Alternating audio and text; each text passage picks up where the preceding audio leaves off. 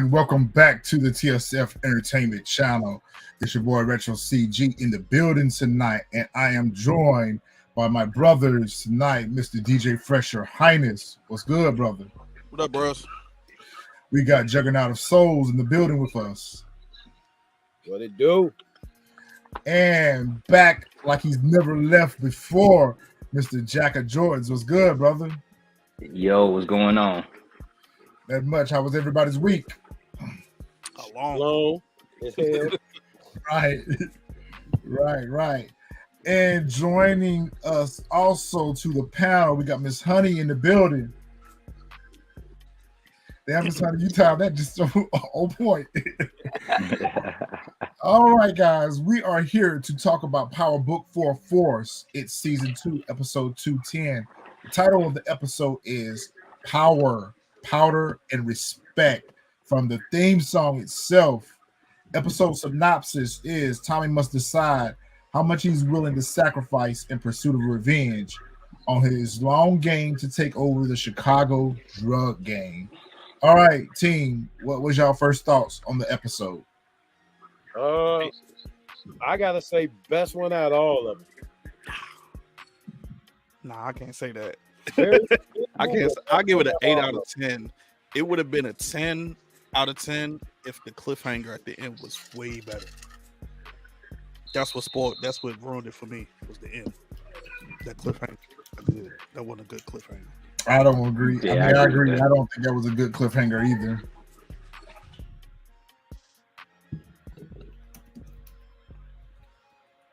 Yeah, that destroyed it for me. That cliffhanger, that kind of annoyed me. So that's why I was like, yeah, nah.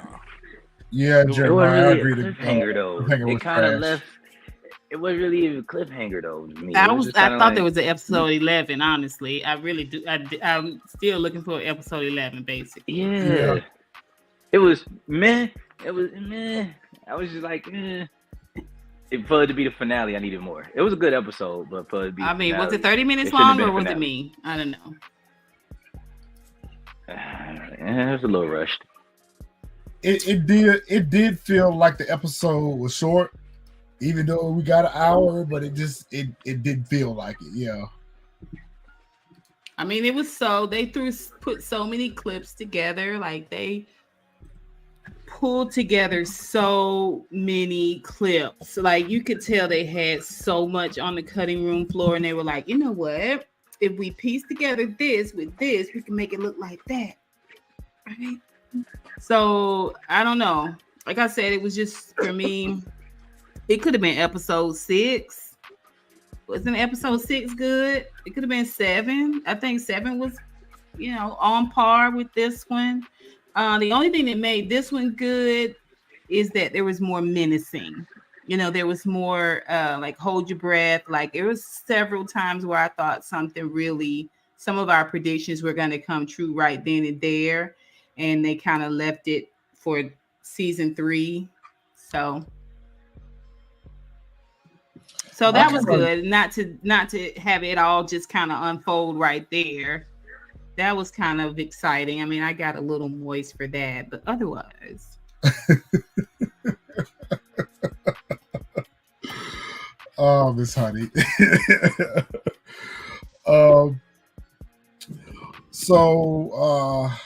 For me, I thought the episode was probably about a good 8.5. It was about a good 8.5, maybe a 9 for me, but with some things in the episode that I didn't care for too tough. But I guess we'll go ahead and jump on into it, and we will break this thing on down. All right, so the episode starts off. Remember, we talked about this last week. In regards to whether or not Tommy was going to tell Diamond about Vic, and so he surprised me because he did tell him, but at the same time he did exactly what I thought he was going to do at the end of the episode. At the beginning is what I thought he was going to do, so that wasn't a surprise to me. So basically he was telling Diamond pretty much about Vic being the snitch, and of course Diamond's response to that was, well, like, you've been going in on my brother all this time, and it was Vic that was a snitch. What were y'all thoughts about the opening scene? I was glad he shocked. told him. Because I think somebody predicted that he wasn't going to tell him. Was it me? I think we all did. We might have I all thought did. he wasn't but I going was to tell shocked him, he so did. I thought that was a good. To That was me, a I general really felt like it was consensus, going to go yeah. somewhere from there. That was the general consensus that we thought that he wasn't going to tell Diamond about what was happening. Yeah, I for sure didn't. When he said it, I was shocked. I didn't see it. I didn't see him telling him.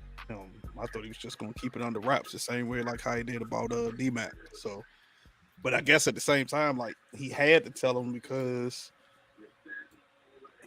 I guess it was one of those situations. Like if Vic would have just disappeared, he would have been like, okay, well, what the hell happened to Vic? So it was like, I guess in a sense, like he had to tell him. Yeah, he had no choice. You know what I'm saying? But I was still shocked that he did, though. I was shocked that he did tell him. So I enjoyed the conversation too. It felt like I'm still waiting for Slasher Diamond to show up. I know we thought that he was gonna, just be gully like knuckle dragging ever since he killed his PO. Like he was just gonna be like, I hate everything, I'm gonna kill everything, which I was looking forward to. But so I'm glad that he kind of, spoke up a little bit more and was just a little bit more, clear about his expectations, yada, yada, yada, because really Tommy has been kind of dog walking him. Yeah, I kind of agree with that too, Miss Honey. He has been dog walking him because like Tommy act like he not a part of a partnership. Like he truly acts like, he running this thing solo dolo. And I'm like, you do realize you got a partner out here, right? yeah, but I understood why he felt that way though. Because remember, at one point, Diamond had his foot in the streets and his foot out at the same time. So he like, I'm the one making all these moves in the background. I don't remember that. Shop. It's like, yeah, Diamond was walking a little bit more on a narrow path because he was on probation.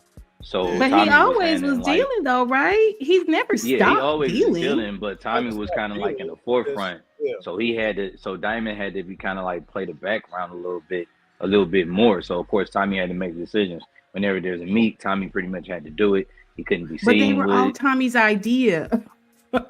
Yeah, it was absolutely all Tommy's ideas. Yeah, I mean, he was a substitute teacher for like two or three episodes, and next thing you know, he's the teacher. Like he's the principal now. He's the school principal. He's the superintendent. It was all his ideas. It was pretty much all his everything. I mean, just like that, Diamond has become the follower. But he had to be though, because if he had left it up to Diamond, they probably think about it like this. If they had left it up to Diamond, they probably wouldn't be in the position of where they're at of taking Miguel's spot. Right, but it was Diamond's idea to do the coalition, right? Whose idea was the coalition? Yeah, it was Diamond's idea about the coalition. So Diamond started taking some of Tommy's like kamikaze ideas and making them a little bit more palatable for everyone, because everyone knows Diamond. I mean, make no mistake, Tommy needs Diamond in a sense that he's not going to be able to pull the streets without him. Now, maybe he will, because he, like he said, they making money hand over fist. I don't know. It just if we're gonna go down this road talking about Diamond in this way, it means that the character probably will not be around for very much longer. He's got to hold some weight, some value. That's a good point. That's an interesting point. I mean, we know he don't lock his doors. So any day now he could be snuffed out while he's in the basement. Right. And he still doesn't lock his doors. He's down in the basement just counting hundreds of thousands of dollars in the doors. The windows are open. The doors open. Anybody can just wander downstairs. Just anybody. Right. All right. So we got Maria at the hospital or whatever, and she's just, leaning over the nurse's station, just googly. over the fact that her and Tommy are getting ready to run off to Barcelona, and they're getting ready to live happily ever after. They're going to have this little bungalow on the island, and they're just going to just leave life behind and go start it. And we all knew that we all knew that this was nowhere near reality. Because Barcelona is hours and hours of walking and unbearably hot. But I digress. So she gets a courier that delivers her the plane tickets, which I haven't seen a paper plane ticket in so long, so I didn't even know those existed anymore. The last time I saw those, I actually printed those out for my kids for keepsakes when they took their first flight. Yeah. It's like my last flight, I printed it off at the airport. So that's how I did theirs. At the check-in. So I see. So yeah. Well, she gets an envelope with the plane tickets in and whatnot, and she is basically telling her co-worker that this man right here that she's dating is the one, and this is the one for her, and that they're getting ready to run off on a vacay, and we know that wasn't going to happen. I'm just glad to see her back at work. I mean, I think we had forgot for a minute there that she was a nurse, like a full-on nurse. Yeah, she had been working. I thought maybe she did like 3 days on, 3 days off at first. That's what I thought, but it's all good. Yeah. Maybe she worked that weekend shift only. She worked weekend shift. I mean, she there for all the emergencies, though. Yeah, she's there for all the emergencies. That's a good point. Tommy. How can a dead man go to Barcelona? Well, Tommy probably got different papers. He ain't on paper, Tommy Egan. You know that. He gonna need a passport, though. He gonna need a Tommy Egan passport. But I'm saying though, he probably got papers. Yeah, he can get that. Yeah, he got money. He can get that. Yeah. I mean, shoot, if they couldn't find him after he was so-called quote unquote unalive, you think he ain't got some fake ID or something? Like, yeah. I really, really want to say, don't hold me, but I really, really want to say that when Ghost gave him that car, when Ghost left him that car in season 6, I could have sworn it was also an envelope in there with like new identity papers. With the tag registration. I could have sworn there was a passport and ID in there as well. I think it was supposed to be set up where Tommy was supposed to have had a new identity, but I think they just disappeared. I think they never wrote that into the story, but I could have sworn Ghost left him an envelope with like everything to start over again. Yeah. Not only that, more than likely they you know what? Never mind.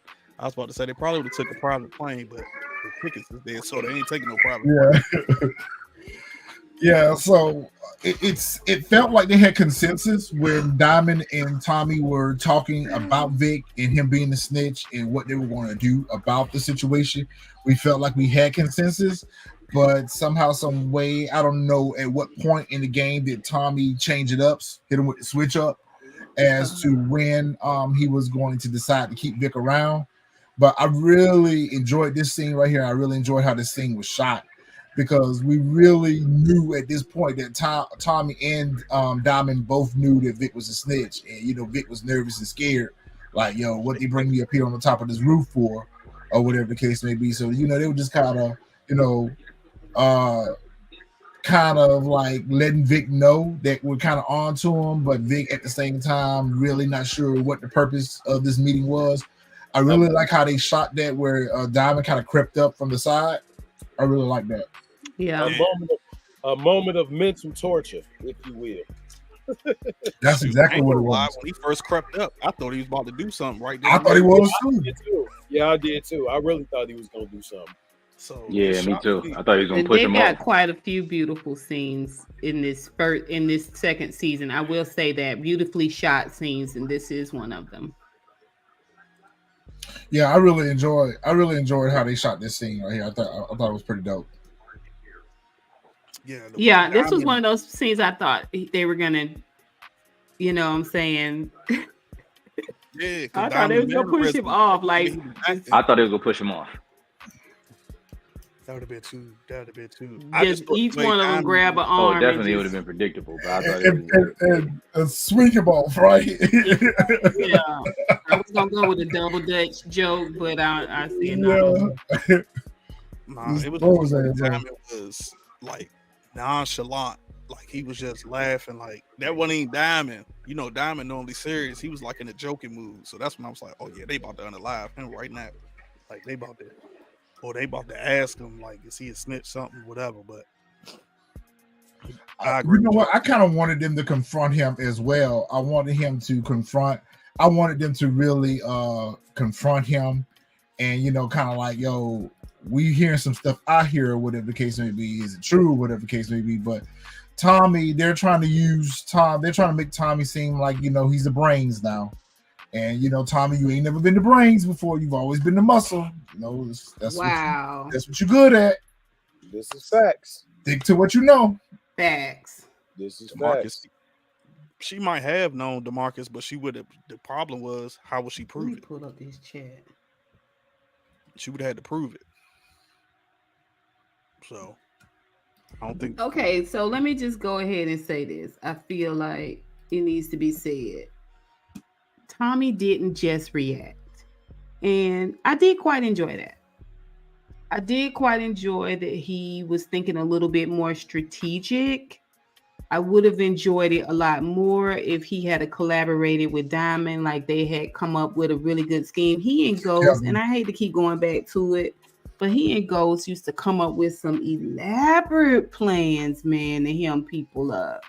Some real, you know, just the funny, the quip, the back and forth. This was just a hint of it, but I do like the fact that he didn't just go ham and, you know, go to shooting at the dude on the street. You know what I'm saying? Stupid stuff like that. So, like he normally does, yeah. Like he normally does. I don't want to jump to that scene because we ain't got there, but from the sound of it, it sounded like him and Diamond already had something planned, and then Tommy switched it around on him, reneged, and did a 180 and didn't tell him. Huh. Yeah, I want them to show us after everything is done, all the Power series are over, all of them. Just show us all the stuff that never made it in. I promise you, our ideas are on the cutting room floor out there. I'm gonna bring it up again when we get back to Shanti, but carry on. All right. So speaking of Shanti, yep. Speaking of Shanti Showstopper. Oh Showstopper. Tommy, you said what? Is that her nickname or is that like her actual last name? No, I think that's her boxing name. That's her ring name. Yeah, that's her ring name. Yeah, that's her ring name. Showstopper. They just recently started calling her that in these last few episodes. Right. That's why I was wrong. Yeah, but they actually said her last name. It say Stoppers Boxing in the background. I didn't peep that. It does say Stoppers Boxing in the background, right? Good observation. So Tommy broke into the gym or whatever. He tried to pull up on Shanti for, you know, a parlay. And pretty much, you know, try to get some information out of her. She's letting him know that, you know, Claudia is getting ready to move forward with the Martez cartel, and if she got the buy-in money, she getting ready to make her move or whatever the case may be. So Tommy pretty much set her up for the play, you know, and get her working on, you know, getting a location for the drop or whatever, which I really thought that was strategic of Tommy to utilize her in such a way, because you would think that Tommy would not trust her because of her connections with Janard. Seeing how he doesn't like Janard, you would think he would be very reticent about doing any business with her. So it's very interesting to see how Tommy can put personal grievances aside and handle business whenever he needs to handle business. So I thought that was growth with Tommy. I still think at the end of the day, he playing her. Oh, he's definitely playing her. He's playing her just as much as she's playing him. Yep. At the end of the day, I was like, he's still playing her. Like, yeah, I think he on to her. This scene right here, let me know. He don't trust her. Yeah, he don't trust her. I don't know about that, Jack. I don't know if he's on to her. But he definitely, like, you know, one eye closed, one eye open. Yeah, maybe not the idea that she planned on taking over, you know, and giving the reins back to Janard, but to the point, to the effect where he's just like, yeah, arm's length. I don't trust you or Janard. I mean, I think this episode was headed somewhere. I think it was headed the same direction that the last season that James St. Patrick was on. Remember how the last season before Ghost was expired, he was just such a jerk.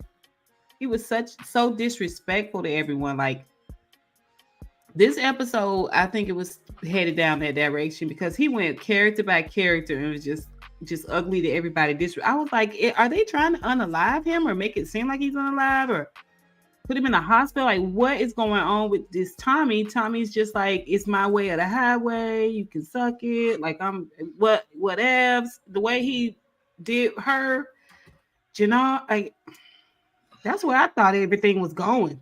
I really did. I think he more so playing everybody close. Well, them as Shanti and Janard, really.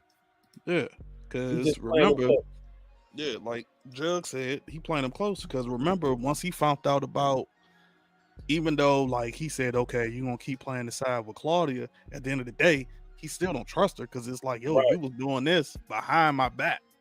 Right. And then decided to come and tell me. So I think like that's why he keep her at arm's length. That's why he keeps saying like, I'll tell you when you need to know.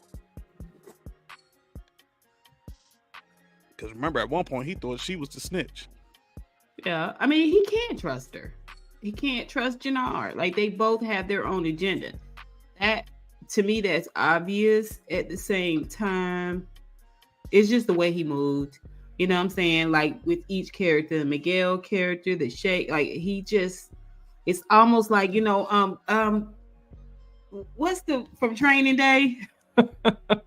King Kong, or what is it? What does he say? Ain't got nothing on me. Like he was really, really flexing in this episode. Like I'm the kingpin. Like I'm the head of this operation. Like I'm the brains around here. You know what? Like, what you gonna do? You need to flex on Shanti anyway. I don't like her at all. I think. Hell, Jay, how could you say that? I think what it is they're setting us up. They are starting to set us up with the writing. They're starting to set us up where we don't like Tommy. They're trying to go ahead and set the tone for us, for the audience to begin to have an issue with Tommy. So I think that's why you see there is a distinct difference in his character interaction now, is because it's just like what they did with Ghost in season 6. They did everything they can in the writing to make us not like Ghost going forward. So I think that's exactly what they're doing with Tommy right now. Why would they do that? I wonder. I mean, it makes perfect sense to hear you say it, you know, because I was trying to figure it out. But what to what end? Because now they're setting the tone up for what season 3 is getting ready to be, where it's going to be everybody versus Tommy. You know, it's going to be everybody versus Tommy, and you know, they really, to be quite honest with you, they could be setting the tone up for the end.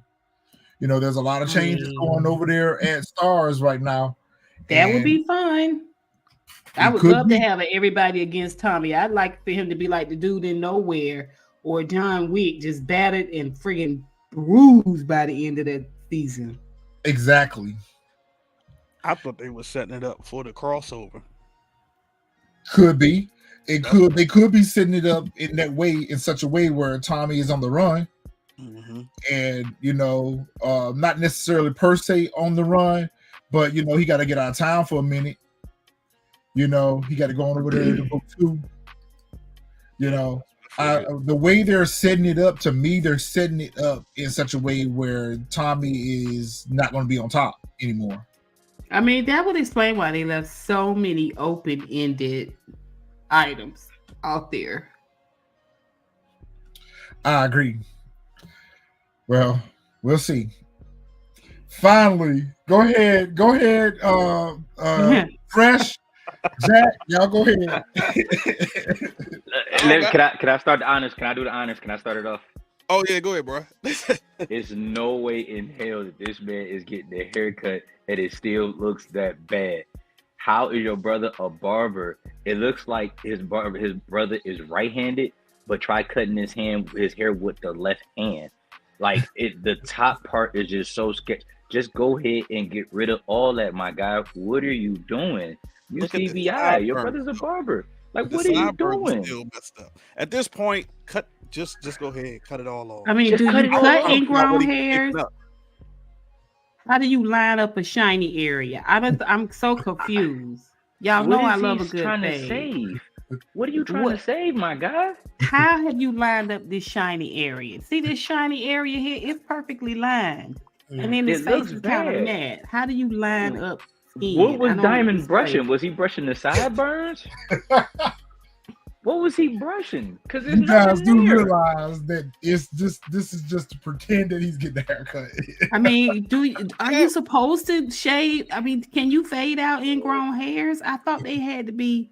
I don't know. He's a fraud barber, right, Jeremiah? He's a fraud barber. This is bad. At that point, you can hear the clippers on. I'm looking at his sideburns like, bro, you ain't even touched the sideburns. I'm joint still. And I was like, you can shave the rest of that off, because at the end, all you see is the big bald spot in the back and a whole bunch of hair. It's like, bro, just go ahead and shave it all off at this point. Shave it all off. I know. Just let it go. You need a hot towel. That ear need a hot towel. Like, he still look like. You said that ear need a hot towel? Yes, he did. Yes, you did. Yes, you did. You said that ear need a hot towel? Yes, you did. Yeah. Yes, you did. Y'all remember Steakums? Y'all don't remember Steakums. You know Steakums. Oh my God. I can't with none of y'all. So they're having a conversation here. Why put an earring in it? That's what I want to know. Why'd you dress it as an earring? What's the point in that, really? That's saying, like, look at me. Look at my Steakums ear. Look at my Steakums ear. Oh my God. A Steakums ear. Wow. So they're having a conversation right here. This is to set up the tone for us to continue to see that Diamond and Janard are growing their relationship. You know, they're getting back on point with one another. So they're having a conversation about King Kilo's nephew and how Diamond wants him to drop. But they're having a conversation trying to figure out how they can do it, per se, because they know that they can't drop him right now because it will interfere with what they got going on with the coalition. So they're setting us up in the writing where Janard and Diamond are going to be on the same side. You know, they're going to be working together. I thought that same thing, especially when they showed this picture. Yeah. I thought the exact same thing. Or I look at it as it's going to, maybe they're going to be. Something going to happen to one of them. Yeah. It's like either something going to happen to one of them or they're going to ride or die together. Again, I really thought it was going to happen. I'm telling you, I think they shot for both. I really do feel like they shot for both alternatives. But having said that, I really like how Diamond kind of is listening to Janard, but he's not participating. You know what I'm saying? He's like interesting, very interesting. If we could just get a little bit more from the Diamond character, man, we could have used a little bit more from the Diamond character. Like he's always, ever since we've seen him on this show, been introspective, right? And that conversation he had was very introspective. It's like, I'm not discounting what you're saying about Tommy Janard. At the same time, I got to move the way that I move. I got to be strategic and I got to be smart about it. I would have loved to see Diamond, ever since he did what he did with the PO, I really was expecting to see Diamond move, you know, see some more leadership moves from Diamond. But I do enjoy the conversation him and Janard are having over and over again. I agree. Because at some point I was like, you're basically just letting Janard just like trying to talk you out of dealing with Tommy. At no point do you back up and say like, yo, this is why I'm doing X, Y, and Z. And that's what I thought was going to happen in that scene when he was cutting them up. Like, yo, bro, this is why we doing this. Like, this why we here. But it never did. It was just like, yo, he just listening to, like you said, he was just giving like 1-2 word answers back. Oh, really? Like every time Janard says something, I was like, Right. Was that all they wrote for his scene? Like he can't talk now. And I mean, they got rid of Leon. Remember, they got rid of Leon, who Diamond was mentoring. Right? They set us up with a mentor like person when they brought their dad in, and their dad died, and he had words with his dad, and then kind of supported Janard by telling them your dad, asked about you, dad said this, da da da da da da da da. Like they set him up for this mentorship, this leadership role, but his conversation just really never, the writing never gets us there. You know what I mean? Like he didn't have to talk about Tommy, but he could have been like, listen, you know what I'm saying? A wise man, bop, bop, bop, bop, bop, bop, bop.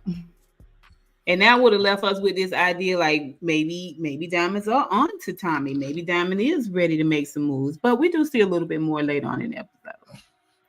Yeah, I think that plot is going to develop out a little bit more in this episode. I definitely think that the theme for next season could be blood thicker than water type deal, but Diamond just doesn't realize it yet that his brother is a bit of a snake too. So we'll have to see how all that plays out.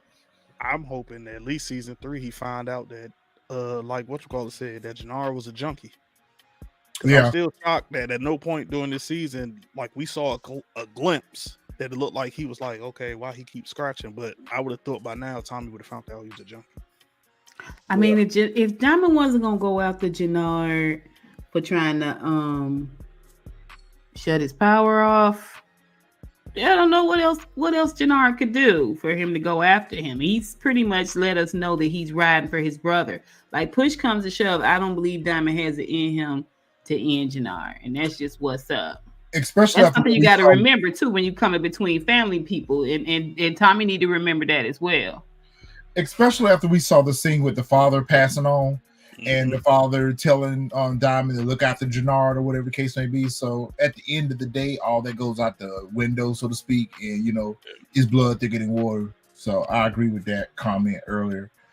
Your favorite person? Yep. AUSA Wig is putting the spoon on. Look at them trying to make them seem like they the same height. She's standing there in her bare feet. I'm not going to lie. Until y'all, I think maybe like episode. She is in her bare feet, right? That's how I was thinking the same thing. I've never even noticed how bad her wig is until y'all constantly said it. And it was on this episode. I said, damn, yeah, that bad. Bro, you gotta check the back part. Like it's stiff in that back area, man. Right, like, JLJ. It don't have no lay down in it. It don't move. Just like her attitude. It don't move. Lay down. It got no lay down. No move, yo. And you say wig, man. That thing is glued to her brain. That's the big giveaway. That joint don't move. Football helmet. It just sit there. Not move. Yeah. Unless she move her head, that's the only time you see it move. Other than that, it's just stuck. She got a concentrated spritz in that motherfucker. For real. Just sit there. Just football.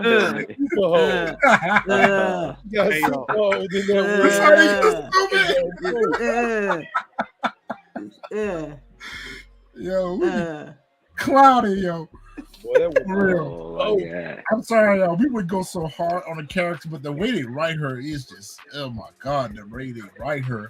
And I hate that she's black, yo. The way they write her, she's just so ignorant. Not ignorant, but ignorant. She just. So, AUSA Wig is over here trying to put the squeeze on Vic once more. And, Vic has already said to her on multiple occasions about moving the goalposts. Like, listen, where you going to put me in Whitset? Like, you keep asking me for this. Like, how much more information do I need to give y'all for y'all go pick this dude up? Like, dude, she does kind of give me Missy Elliott, I Can't Stand the Rain figure waves. Xavier. Oh, Missy Elliott hair was so laid in there. You ain't going to do Missy like that. That's what you not tend to do. I can't stand the rain. Can I know? So basically, Stacy is pretty much telling Vic that we need some more information up off Tommy or whatever. So get out here and do what you do. or whatever. Right. Once we get this information from you, then we're gonna put you in WITSEC. Like, no, she has no intentions on honoring that agreement whatsoever. Like, she don't even care if he get dropped in all this. As long as she get what she get, she don't care about what happened to Vic. Nope. Facts. Nope. I agree with that 100%. At the end of the day, it almost seemed like she, you know what I'm saying? Like, once she get once she get the information she need to nail Tommy, she gonna lock his ass up too. I felt like that too. I felt like it too. His old stupid ass ain't had enough sense to ask for a lawyer the whole time. Like, he deserved to get locked up with him. Because he just sitting there taking all these meetings with these folks with no attorney representation. I mean, at this point we need Vic to be dumped. You know what I'm saying? Yeah, for the sake of the story, you're right, Miss Hunter. We need him to continue being dumb. I mean, that's why we needed them tickets printed so we could think that Tommy was really, really into Maria. You know what I'm saying? Like a prop for a plot. It's no reason for Vic to have been, even if he not about that life, dude. You're Irish royalty. The first thing you're supposed to holler is get my representative in here. Yeah. First thing that should have been said. Yeah. If y'all remember, anybody in the chat, because Juggernaut brought up a good point, because I don't remember. He didn't sign no paperwork, right? Yes, he did. Oh, he did. I know. Yeah, that's right. He did sign something. Oh, okay. He signed. Oh, okay. Then never mind. As long as he signed that paperwork, even if she did get Tommy, she can't arrest him because he signed the paperwork getting the immunity. Yeah, for the immunity. Yep. Yeah, he gotta make it to immunity. That's what I was getting ready to say. That's why I feel. That's why I more feel like she wouldn't care if he get dropped in all this or whatever, so she don't have to honor that agreement. Because at this point, he's given them enough information for them to have probable cause for a warrant. Exactly. At this point, he really should be in WITSEC. He really should have been in WITSEC after he signed those cooperation papers. Like, so you really got him in danger, and he keeps telling you that he's in danger, but yet you keep sending him back into a dangerous situation. So to me, it just speaks to that she don't give a shit what happened to him as long as he get that paperwork. Oh, Vic been in danger for 2 episodes. 2-3 episodes, he been in danger. Yep. Definitely in danger now. So Vic is over at the Flynn mansion, which we've been talking about. So we finally got a chance to see the house again, or whatever the case may be. And Claudia's over here in her bathrobe. He's pretty much telling her. I mean, it looked like Communion Sunday. I ain't gonna lie. This is the pastor's study. And the pastor's desk. She got on Communion Sunday. It's just no, that is a bathroom. That is a silk bathroom. What's up, Lady V? Yo, so Vic called her up over there, and she's like, "What you call me up over here for? Like, what this all about?" And he was like, basically, look, you wanted it all. Here it is. I'm signing everything over to you. I just need to do one thing. One thing is, can you tell me if you tried to set me up to be unalive with Dad? And she's like, I don't know what you're talking about. He's like, y'all don't play with me. I'm finna sign all this stuff over to you. I'm finna be out of town. Like, look, just tell me what I need to know. And so she admits to it that she did know that the assassins was getting ready to take him out as well. Whatever the case. And she tried to shed a little tear. You know, she tried to shed a little tear. Yo, like, she can pull them tears up. He look good. On demand. He look good. The way she just have him hanging there, just jelly, like like any second if she blinks. She can't blink now. She blink, they gonna stream. Dry up. They gonna, at the end of the scene. I don't think that the mansion has a staff at this point. No. I don't think they can afford to pay for nobody over there. Look at them walls, Constance. This is pastor's study. The mansion got sprayed up. Yeah, the mansion got sprayed up. Right. Might want to work in there. Yeah. I didn't understand this. I stand by it. I think they shoot it the way they shoot it. I mean, what he did, it was so anticlimactic what he did. It was all behind the scenes, like. I knew it was a setup. But I was waiting for it to be more special. Nah. No. Well, it wasn't. I mean, how was he to know? Okay, so honestly, how was he to know after he gathered this information and gave her everything, which, I mean, you just say it's given and it's given, whatever. But how was he to know that she was just gonna then go and talk to Tommy and and act like she was all so high and mighty? How was he to know all of that? Unless he's just playing off of his sister being so power hungry that he knew that once she got control of the family business again, she was gonna be out here on one. What family business? Dude, they were in a really bad way before Walter died. They were down bad. He was considering taking bad money, the bad drugs. Yeah, but the interesting point, all they had was territory, which he's given away. Yeah, he's giving that away.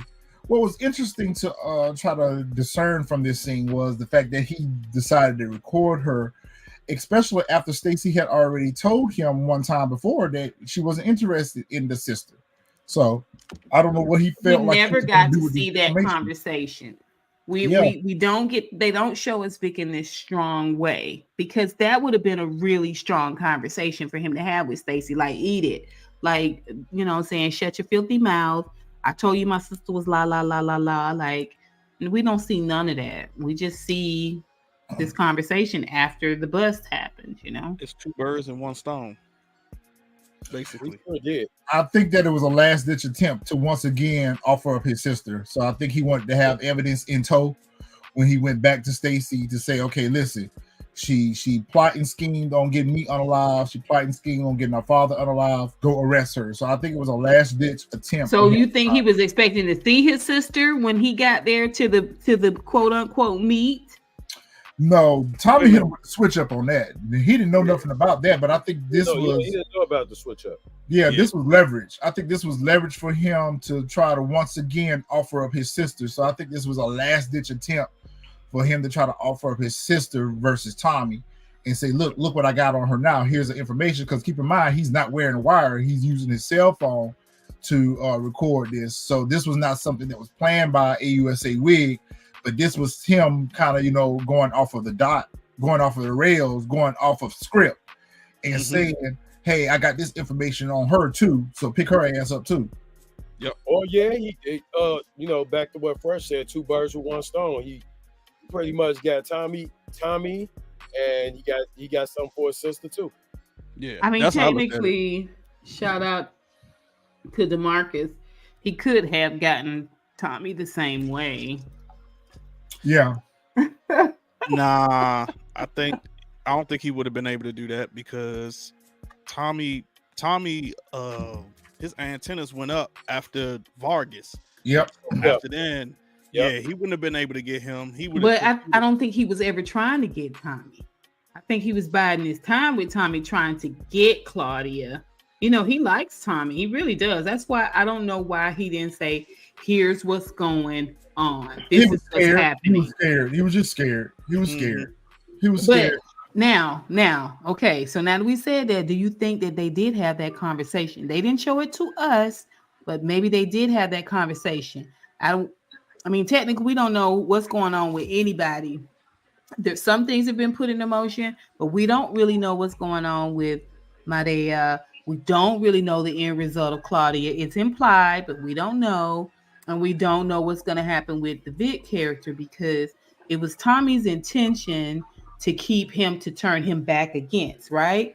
But his dudes, he had him watching them, is like, no, when you see a snitch, the snitch gets, So we don't know still what's going to happen with that. I don't think he ever wanted to hurt Tommy or to get Tommy in trouble. I think he just had no choice. Well, initially he was trying to get Claudia in trouble, and it was like, we really don't really care about Claudia. We want Tommy. Not Claudia. So he was really originally wanted to get Claudia up out of there.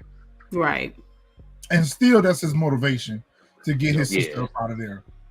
So Xavier Dublin is gone because Flynn's don't have no muscle no more, so they not even in the picture no more. Remember, the dude told him before Claudia unalived him, like, they were just giving him that territory, quote unquote. Like, they don't have no muscle, so Dublin gone. What's going on with Mama Kate over here, yo? Miss Kate. Them pearls on that sweater. No. Miss Kate going through. I feel sorry for Miss Kate this season. So Tommy come over and cuss her out about something. Damn, Tommy stay cussing that lady out about something, yo. For her coming back to the house. Oh. And then that's when she reveals that she knows about D-Mac being alive because JP told her. And they have this screaming match. Who's the boss? All this other stuff. She reveals that D-Mac is back. And that's when he tells her, like, I sent him away because he unalived the cop. And then it was like, oh, like he was supposed to be in. He would have never got sent away if you wouldn't have had to send him to the store on an errand or whatever, because that's what he kept making reference to, and how she messes. Their relationship is award winning. It is award winning. I'm going to touch on that in the second scene with them, but I'll go ahead and put it out there now. I really, especially since we had so much of Kate this season, I really wish that they would have dived into their backstory just a little bit. Yeah. Even with a few flashbacks of her working at the club and having Tommy there or whatever, we need to really see what made this such an unhealthy and dysfunctional, borderline and sexual relationship between Kate and Tommy, because we see that there is serious damage that's done. It's just so toxic. It is very toxic. It is extremely toxic. And I really wish they would have dived in there just a little bit more. Just a little. We know it from all the years of Kate and Tommy. We know that they have a toxic relationship, but it seems like this season she was in the I want to make amends for my past sins or whatever. So it would have been a perfect opportunity for them just to give us just a little bit more backstory between Kate and Tommy. I mean, this episode was Kate heavy for sure. It was Kate heavy. Kate heavy, and I want to know just a little bit more about their backstory. Just a little bit more. Yeah, I agree with the flashbacks. That definitely would have gave us, but I guess since they said they told us the story, we should automatically already know. It's just lazy. It's lazy. It's lazy writing. Easy writing. It's lazy. We should have gotten a Janard and Diamond flashback with their dad, even if it was just like this blurry, him hitting them or whatever. Or let's look at that picture. Let's take that picture for instance. When they flashed to that picture, it could have been a voiceover. While the camera is panning to that picture, it could have been a voiceover with maybe Janard having a memory about their dad, or maybe even Diamond having a memory, and you hear their father say, Diamond, take care of your brother, this, and that. Flashbacks doesn't always have to be a scene where they show us something. Right. It could be audio. It could have been a voiceover, yeah. Poor Miguel, because he ain't got no workers. He ain't got no workers. Killed half of them. He ain't got no workers. He's sitting there drinking and thinking and got his mind on the fact that Tommy don't want up him again. And his new right-hand man comes in already, and I don't even know what dude said to him, but it wasn't to his liking because he threw the bottle up against the wall. I'm like, yo, sorry. It's like, what you want me to do? You want me to go drop him right now or what? Like, Miguel going down bad, yo. Yeah, because he brought up his Abuelita and said I sure did. Yep. Them unaliving Nunez will make her proud, and that's when he get pissed off because he's like, yo, she warned me about Tommy, but I ain't listen. And she did, and he ain't listen. So, but I thought dude right here was literally always his right hand man though, because remember he was the one that came out to talk to Tommy when the beginning of the season when Tommy first came to their spot. I remember that, but I thought Nunez was the right hand man, but maybe he was. I mean, Nunez was like the goat. I thought he was just like the muscle. He was like the minion. Yeah, he was the minion. I mean, who the duck knows? You know what I'm saying? Who the duck knows? Again, one of these underdeveloped characters. If I see him pull up in a scene where he's sitting one more time, like, dude, if you don't get up and move something, like your whole family line, like your whole ethnic background says you're supposed to have movement, constant movements, constantly working on something. Every time I turn around, he's sitting somewhere eating. The strongest and best scene was the scene where he had to go humbly with and talk to the, we're gonna get to it. That's why I won't say it specifically. You know what I'm saying? We all seen it, but you know what I mean? That was one of the better scenes. Why? Because there was this equal show of strength, of force. They seemed formidable in that moment. And it was in that moment I knew what he was gonna do. And that didn't have a lot of verbiage. It was the acting. Every time they come into a scene and he's sitting, he gives off this weakness that I just can't stomach. Speaking of, what's up, Really B? Welcome, what's up, y'all? Hey. Really B, what's up? Really? This dumb mother. Really B, tell us real quick what your thoughts on this episode was. I mean, I thought it was a strong finale. I thought it was a really good. I mean, of course, there were a few scenes like this one right here that I just could have done without. But overall, I thought it was a good finale. I understand what they did with D-Mac's character. It just took him too long to get there. It just took them way too long to get there. But I definitely feel like they're setting us up for a season 3 that I'm actually sort of excited to see. Agreed. I would agree. Oh, I wanted somebody to whip D-Mac so bad. I wanted anybody just get a good strong leather belt and beat his arm. I just want somebody to cut that boy hair. That's all. I wanted to whip him and then cut it. You know what I'm saying? Or cut in between lashes. I don't care. So, Lady V, that's a good point. A good question. The way Tommy is acting is left to assume that he's aware of the bug being in his apartment, because remember when Kate went over there, he would not let Kate say anything. He hurried up and rushed her out. Kate said plenty, though. Kate said plenty, and him giving her those drugs was plenty, too. I don't think it was because of the bug. The way he was roughing her up and stuff. I think he's found it. They just haven't shown us that he found it. They're just going to drop it in season 3. I'm telling you, it's a lot on the cutting room floor. I think it was more so he definitely found it. There's no reason in the world why he didn't go back to his apartment after he found out who the snitch was. He absolutely knew that, or at least should have known that bug was there. Absolutely. Yeah. I think it was more so he didn't want Kate to slip up and say some more stuff in front of Maria. That's what I looked at. Yeah, I think he was getting her out of there more for old girl. Yeah. Because remember, well, when we get to that scene, I'll bring it up. But Pointless. Yeah, this annoyed me. He annoyed me just as bad as Tariq did. I think D-Mac annoys me even more.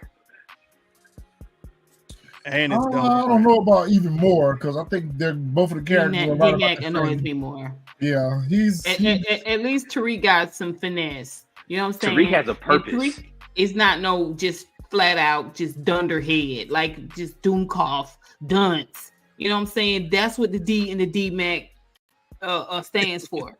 The dude is, you know what I'm saying? It's not like you clever. It's not like you smart. You get what I'm saying? Like, these books and stuff, like, social media and all that. But dude, you are dumb as a bag of. Well, he's and then his man is an enabler. Yeah, his friend is an enabler too, but at the same time, how are you gonna try to tell him to stay out of trouble and you give him the strap? And what did you think he was going to do with that strap when you gave it to him? Like, that was right. Like, how you going to tell him all this stuff? How you going to tell him to stay out? Yeah. How you going to tell him to stay out of trouble after you give him the strap and no pass him the bookie? What? Yeah. I didn't understand. D-Mac bothers me more than Tariq, because at least in Tariq's case, Tariq made dumb mistakes because he thought he was smarter, but he actually isn't dumb. He just didn't understand the game. He couldn't see all of the chess moves. D-Mac is just stupid, and he doesn't understand any of it. That's true, Mr. Jacker. Kids are stupid, but this kid here. Sir, you killed a cop, and you didn't understand why you needed to shut up and stay off the streets for a minute until they at least could find out what the conversation was, what the talk on the street was. Like, exactly. And then you telling people, like, on top of the fact that you didn't know to keep your ass out of sight. And it's just like the fact that Tommy went through the extremes that he went through to send you away. And again, if you was as much of a hood as you then you would understand that you really was supposed to be dead. But because you should have understood, oh, he's trying to save me, he's trying to look out for me. Go sit down somewhere. That's right. Go sit down. But you know, our kids in power are never written with that type of foresight. They're never written with that. I mean, they tried to give us savvy. They just didn't stay with it. They tried to give us a girlfriend. They didn't stay with that either, right? Like it is. I don't think they ever knew what they were going to do with this character. This character is here just to sabotage and you know move character. Yeah, this just get in the way and make cause conflict. You know what I'm saying? That it's a pointless character, really, if you want to know the truth of the matter. And the fact that they didn't show us what was up, I was like, okay, they're gonna open season 3 with this. Yo, Queen, that's a good point, because they did make a point to show us that he was smart, you know, but they kind of just left that alone. Left it alone. They left it alone, but they could have really used D-Mac's character in another way, because he started out last season helping Tommy. You know, he was in the stash house, he was running the money, whatever the case may be. He was running social media, because remember, it's all sold online. Yep. But that's to go back to her comment, because she made that good point. That's what made me think about mine. That's why they're showing how immature he is, because all he had to do, if all I got to do is sit on the couch and just run social media, and I'm moving weight that way and I'm getting paid, I'll do that all day to being out in the streets all day long. And that's the thing. I think that agree. I agree. All he wanted to do was to feel like he was a part of the game. And I understand he was like, yo, Tommy, put me out there. But you're right. If he was still felt like he had some authority, a little bit of power, he was running something, I think he might have been a lot better. But that's the one complaint I have with this show, more so than any of the other Power series, is they don't follow through with anything. I think that when I would look at the original Power, or even with Raising Kanan, you knew that whatever they did, it came back later. Like, even if it was something that you thought was just inconsequential, you might see it 3 episodes later. Here, they don't follow through with anything. Where is the day? Where is Walter's call? Like, they just say stuff and then it's just gone. Walter was on death's door last season, coughing up blood. This season, he didn't even sniffle. Like, what are we doing? Remember, I said that at the beginning of the season, because that was lost. Like, I was like, I guess he just got magically healed, because the man was, like you said, coughing up blood. And they only mentioned it when Claudia was trying to convince Vic to kill him. She was like, he's dying anyway. And I'm like, since when? Because he been fine all season. Fine. That's one of the reasons why I get so infuriated when I was doing my reviews, because it's like you calling me stupid. You know what I'm saying? It's like you peeing over my head and telling me it's rain. Like no. Why y'all keep giving this dude a gun? Y'all know every time he gets a gun, he is just like, I gotta go shoot something. And it's got to make sense. You know what I'm saying? I need to go shoot somebody for no apparent reason in broad daylight. I need to wear a D-Mac shirt when I do it. Like, I don't know. So the conversation with Marshall and D-Mac right here, Marshall pretty much brings D-Mac up to speed on what's happened with what's the little dude name? Mad Dog. Yeah. Mad Dog. Yeah. Bring him up to speed on what happened with Mad Dog and how he's King Kilo's nephew, whatever, and how CBI can't drop him because of the coalition. So D-Mac comes up with the bright idea that, okay, well, I'll take care of it then, since I'm not in CBI anymore. And this will be my way back into CBI. I'll do this for Diamond, and he'll put me back in. I'm not going to have a conversation about it. The part where CBI that was stupid. Yeah, he missed that part. Yeah, he missed that part. I'll kill him first and then talk to them about it. Yeah. I would have wanted Marshall to be like, yo, are you listening to yourself? So you gonna unalive, you think that's gonna put you back in CBI? That's not, because now we about to get ready to go to war because you just unalive King Kilo's nephew. Right, like the rule, just because like CBI can't have their hands on it. Let's just go through his mindset for a minute. CBI can't have their hands on it. So even if we let you do it, let's just say we think that's a great idea. We still can't let you back in CBI, bruh. Because we can't look like we have anything to do with it. You are going to be untouchable, persona non grata. You can't be seen with us. Like, what is wrong? Like, Hello. Also, can you go buy your house first and alienate your entire family and not just burn the bridge, but blow that joker up? Okay. You know what I'm saying?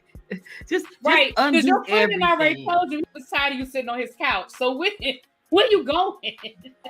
Why was the friend's house nicer than Kanan and JP's?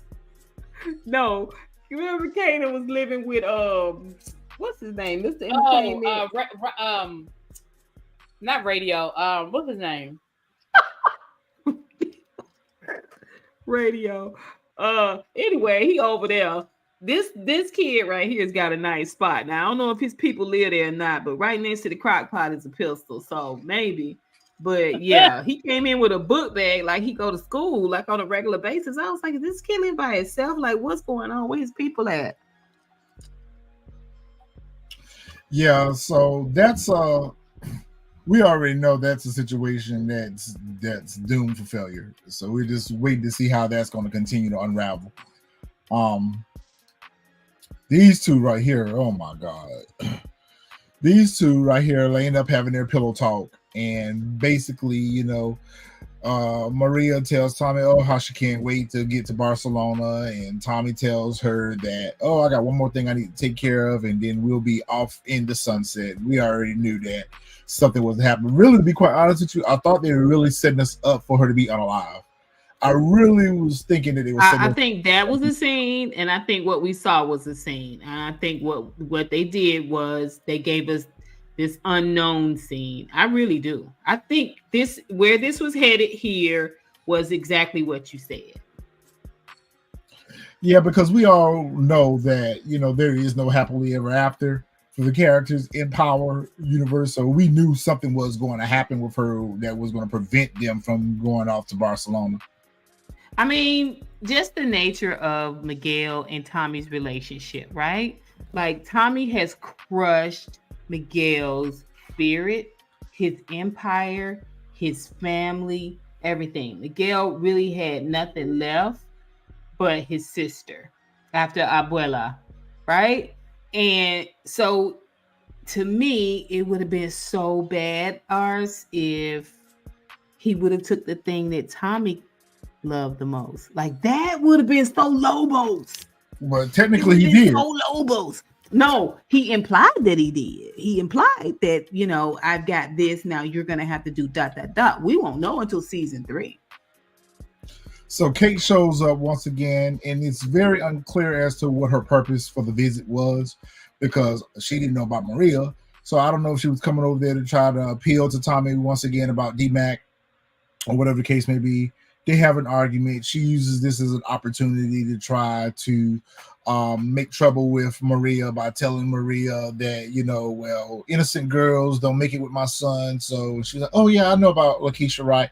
And then she leaves to go to work or whatever the case may be. And right here in this moment when Kate announces that, I'm the only woman that stayed in your life, that came across very insensual. Like, what's up with that? Or whatever, but it speaks to the fact that they have a very toxic relationship. Any other woman that is in Tommy's life is a threat to Kate, and she's going to create some type of disharmony between said relationship.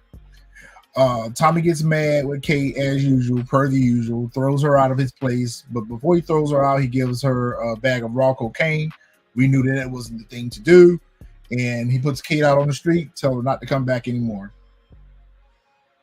A classic Kate and Tommy scene. And I get frustrated with how they write those two characters because every interaction with the two of them are the same. It's the same interaction that we've seen multiple times with Kate and Tommy. They just have a very dysfunctional relationship. I guess because maybe they wanted to, they wanted to keep it like how it was in Power. And that's what I think also, that because they kept saying that during the season, like when Tommy would talk to JP, he would tell him like, yo, your relationship with her is totally different than mine. So like whatever you're trying to do or you're trying to forgive and forget, etc., whatever, like I can't, because this has been my life since I was a kid. So I think that's why they keep trying to, but I think they was also trying to show that Kate was trying to get back on the straight and narrow path at the same time, or whatnot. But Mr. Jocko, I agree with you. I don't understand why he didn't know that was Kate at the door. You got all them cameras, and I you didn't didn't know that understand was that Kate at either. the door. Like, the first thing I would have did was I would have got up and looked at my cameras. It went to the cameras, right? To the camera. So Right. what That happened? made no. Y'all That know made what we no. say. We don't pick at those scabs. What? Okay, so let me say this. JP does not know Kate. He doesn't know No. Kate at all. Kate don't know JP.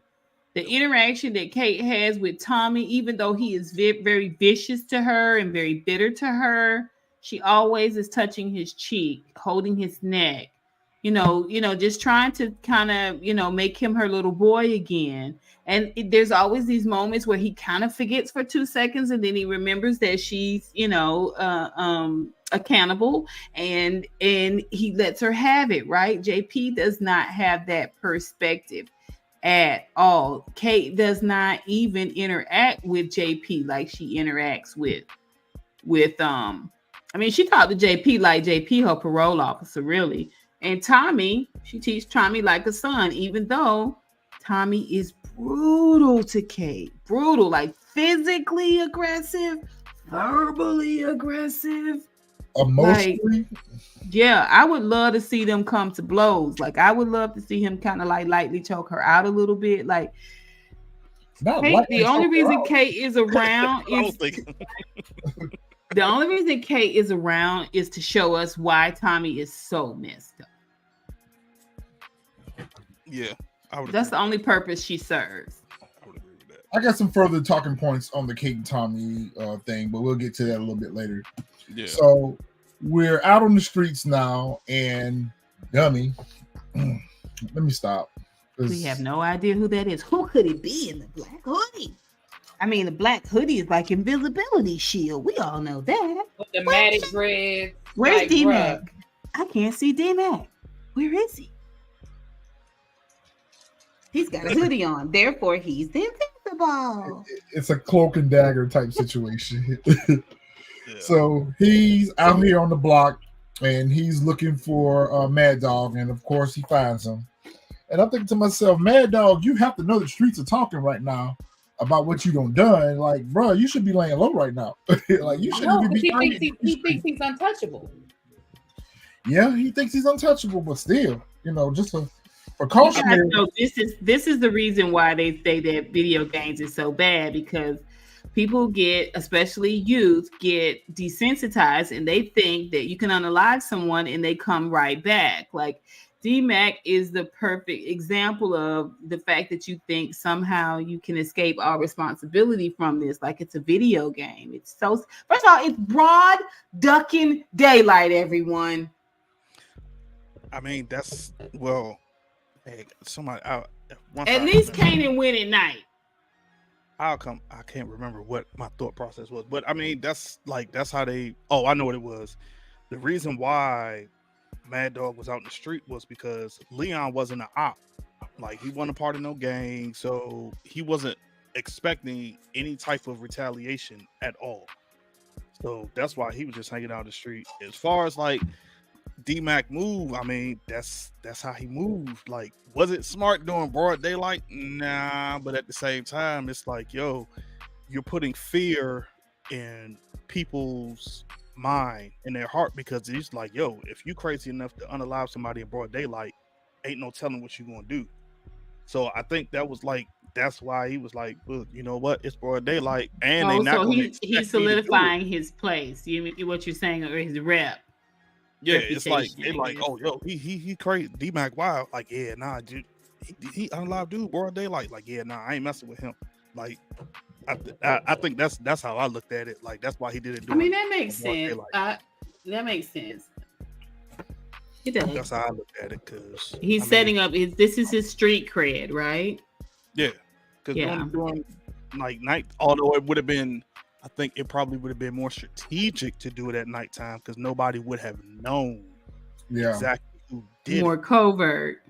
But he's a dumb kid. But What's up, Nigeria? I can't say he's Shout out to dumb. Nigeria. Hey, Shout out to Nigeria in the building. What's up? Welcome. Thank you for watching.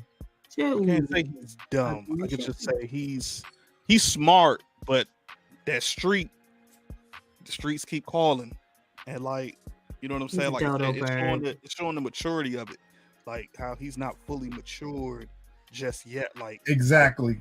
I agree. That's what it is. It's like he's smart because, like you said, he a mathematician, so he know the numbers. It's just that, like, I mean, them streets should have taught him by now, though. The fact that he was even part of CBI and he ain't had that much sense. I mean, who was in charge? Though he was under Janard, though. Janard had a lot of young knuckleheads under him. That speaks volume. So after he drops Mad Dog, he takes a picture of him on his phone. And he skirt on his phone. On Beyonce's internet, he's saving this. On his phone. Yeah, good job, D-Mac. And he skirts up out of there real quick to run off to tell Diamond. This scene right here, oh my God. That should have made Shanti the deputy wig, ADA wig. She would have been a better wig, I think. She definitely got the posture for it, doesn't she? Yeah. She's always stays like on guard, man. Yeah. Same facial expressions too. She does have the same facial expression all the time. It's angry black woman facial. I love this outfit too because it looks like she's wearing one of those gun holder type things. Holsters, She always looks like she's the bodyguard. I love Shanti. I can't believe JLJ is not feeling her. But that is pretty much her purpose. That's pretty much her purpose. Is she's the muscle, you know? Yeah. And she don't care. Y'all can get it. Serbs, you know what I'm saying? Yeah. Cartels. Everybody Tommy. Get it. Everybody. I mean, she in the dark with Tommy by herself, and she gave him word for word in that mug. Yeah, everybody can get it. Yeah. Tommy's a bad egg. I don't care what nobody say. So they're having a meeting with Merkovich to basically tell Merkovich that they got the buy-in money. They want to go ahead and set a meet up to get the product from the Martez cartel, and that Merkovich goes on to tell them that, listen, we need to establish a location because my restaurant ain't a good spot right now. It's being renovated, and only one of you can come to the meet. Claudia solicits herself to go to the meet. I'm thinking to myself, that's where you use your pawns. Like you out here, you head of the organization. You out here picking up work off the street. I knew right then and there when she volunteered herself, well, I'd be the one to go and get it. I said, yeah, this ain't gonna go well for you, Claudia. Yeah, I think of like and that what you just said, Retro, that made me revert back to what her brother was telling her when he signed everything over. He was like, you've been fighting to be the head of the organization for this long, etc. Here you go. This was to me, this whole episode showed a lot of egos. This was her ego. So that's why she went to the meet and was like, I'm going to show, like, I'm the face of this organization. I run everything. And that's why she was there. But like you said, she should have sent Claudia. I mean, my bad. She should have sent Shanti to that meet. She should have sent somebody from, because we know she's not going to send Elise. So she should have sent why I keep messing up. She should have sent Shanti to that meet instead of her going, but her ego got too involved. So she like, nah, I'm gonna show up to show everybody, like, yeah, I got a brand new connect. I got a cartel. Like, we back. The Flynn organization is here, and I'm the face of it. Like, she was trying to make them big boss power moves, and it came back to bite her in the ass at the end. It was all just verbiage, though. You know what I mean? It was all just verbiage, and Claudia gave it good. She gives good. Is it bravado? Which one is it really, Bree? Is it bravado or you know what I'm saying? She gives us this energy, right? She tries to continue to give us this big D energy. I really loved it. It was giving me power. You know what I mean? At this point, I wasn't really sure where we were headed with this. I unlike Fresh, I didn't know. Like, I didn't see that. I was like, look at her out the gate, baby. You out the gate. You don't run after your brother. You know what I'm saying? You don't those fake those tears were just fake for Vic. Vic walks out and instead of you being like, I don't want any of it. I don't want any of it. It's all just blood money. She was like, you know what? I'm gonna hang curtains. I'm gonna fill up this water carafe and I'm gonna have the Serbs over and I'm gonna act like my daddy left me all of this. I'm finna play it off like, yeah, I'm in charge. I'm finna show y'all what's up. And for her to end up the way she ended up, I was like, oh, in the words of Andrew Gabor, oh Claudia. Oh Claudia. Poor Claudia. This scene actually went different than what I thought though. I thought Markovich was gonna let him know, like, yeah, I'm done. Like, I'm pulling my security. Like, you moving, you getting too big for your britches. So since you want to move this way, and in a sense, kind of like trying to push me out, like, okay, bam, boom, you do this whole deal with the cartel yourself, and let's see how you establish everything. That's how I thought it was going. That's what I was fully expecting too. Markovich is trash. Look at this dude standing behind him with a broken chicken wing. Like, this is so the Serbs. The Serbs are trash. It shouldn't take this long to get rid of the Serbs. I mean, I at least wanted him to get shot in his butt this time. You know what I'm saying? And next time we see him, he's hollering at Claudia from hanging over the side of the bed. Like, it's so comical at this point. Who the duck are the Serbs? And who cares? Seriously, who cares? Claudia, who are you in the bed with? Like, I'd kill the Serbs. She should have killed them both right here. And just deal with the cartel. Came in and rolled her marbles on the table. Yeah, just go ham. What's gonna happen? That's gonna happen if you get rid of the Serbs. I mean, they're like roaches around there. People are stepping on them left and right. Hey, Lady V, you're right. I was thinking the same thing. I'm surprised Miss Betty lasts the whole season. She made it. I'm telling you, they're missing an opportunity making them like this woman cartel. That would be hot. Let me tell you something. I wouldn't have even been mad about that. Like, I would not have been mad if, I'm gonna be honest, I would not have been mad. And maybe this could be for next season. Writers, pay attention. Because let's be clear, and I know we haven't gotten to that part yet, but Claudia not dead. We see the body, she ain't dead. Exactly. I'm okay with Claudia, Shanti, and her girlfriend hooking up, eliminating the Serbs, and for real going head to head against CBI. Like, I would have been cool okay if that connect. I would have been cool if that connect had actually gone through, and she would have been able to get, because hell, the Serbs didn't put no money on it. They ain't put no money on it. Yep. Why you mean with Tommy and not the Serbs? Like, what you going to tell Tommy? You should have killed me when you had the chance instead of the cartel. Ego. Right. Ego. She put her marbles. She put her marbles on the table. Man, that says it all. Ego. The dude from the cartel, for real, really made the deal with her. He wasn't even halfway paying attention to the Serb dude until she showed up. That's what he made, because he really want to sleep with her. We know she ain't got no problem sleeping with somebody to get what she need to get. So that. Talking about the cartel dude. Yeah. Remember, he really want to sleep with her. Yeah. He wanted a little piece of that. She could have straight up went to him and been like, yo, me and my girls put the money up. The Serbs didn't put nothing in on this, and they a problem. And cut them out completely, and just cut them out completely. And then I would have liked that. And then Shanti, Claudia, they go head to head with CBI. Somehow we have Shanti and Janard falling out. Janard gonna stop with his brother because him and his brother cool again. They break up, and now for real, she really going head to head with them. I think that's gonna happen anyway. I think that's gonna happen anyway too. I could definitely see that happening. Yep. So Diamond is in the basement at the barbershop counting up his money, getting ready to put his money up or whatever, when D-Mac shows up to give him the news and show him the picture of where he unalive Mad Dog. And of course, he can't figure out why Diamond's upset about this. Yeah, that's what I said. It showed that, like I said, perfect example. He has book smarts. but he doesn't have the street smarts yet to know. Your friend tried to tell you, bruh. This was the bad. Yeah, like Mark. Yeah, your friend tried to tell you. Like that's basically.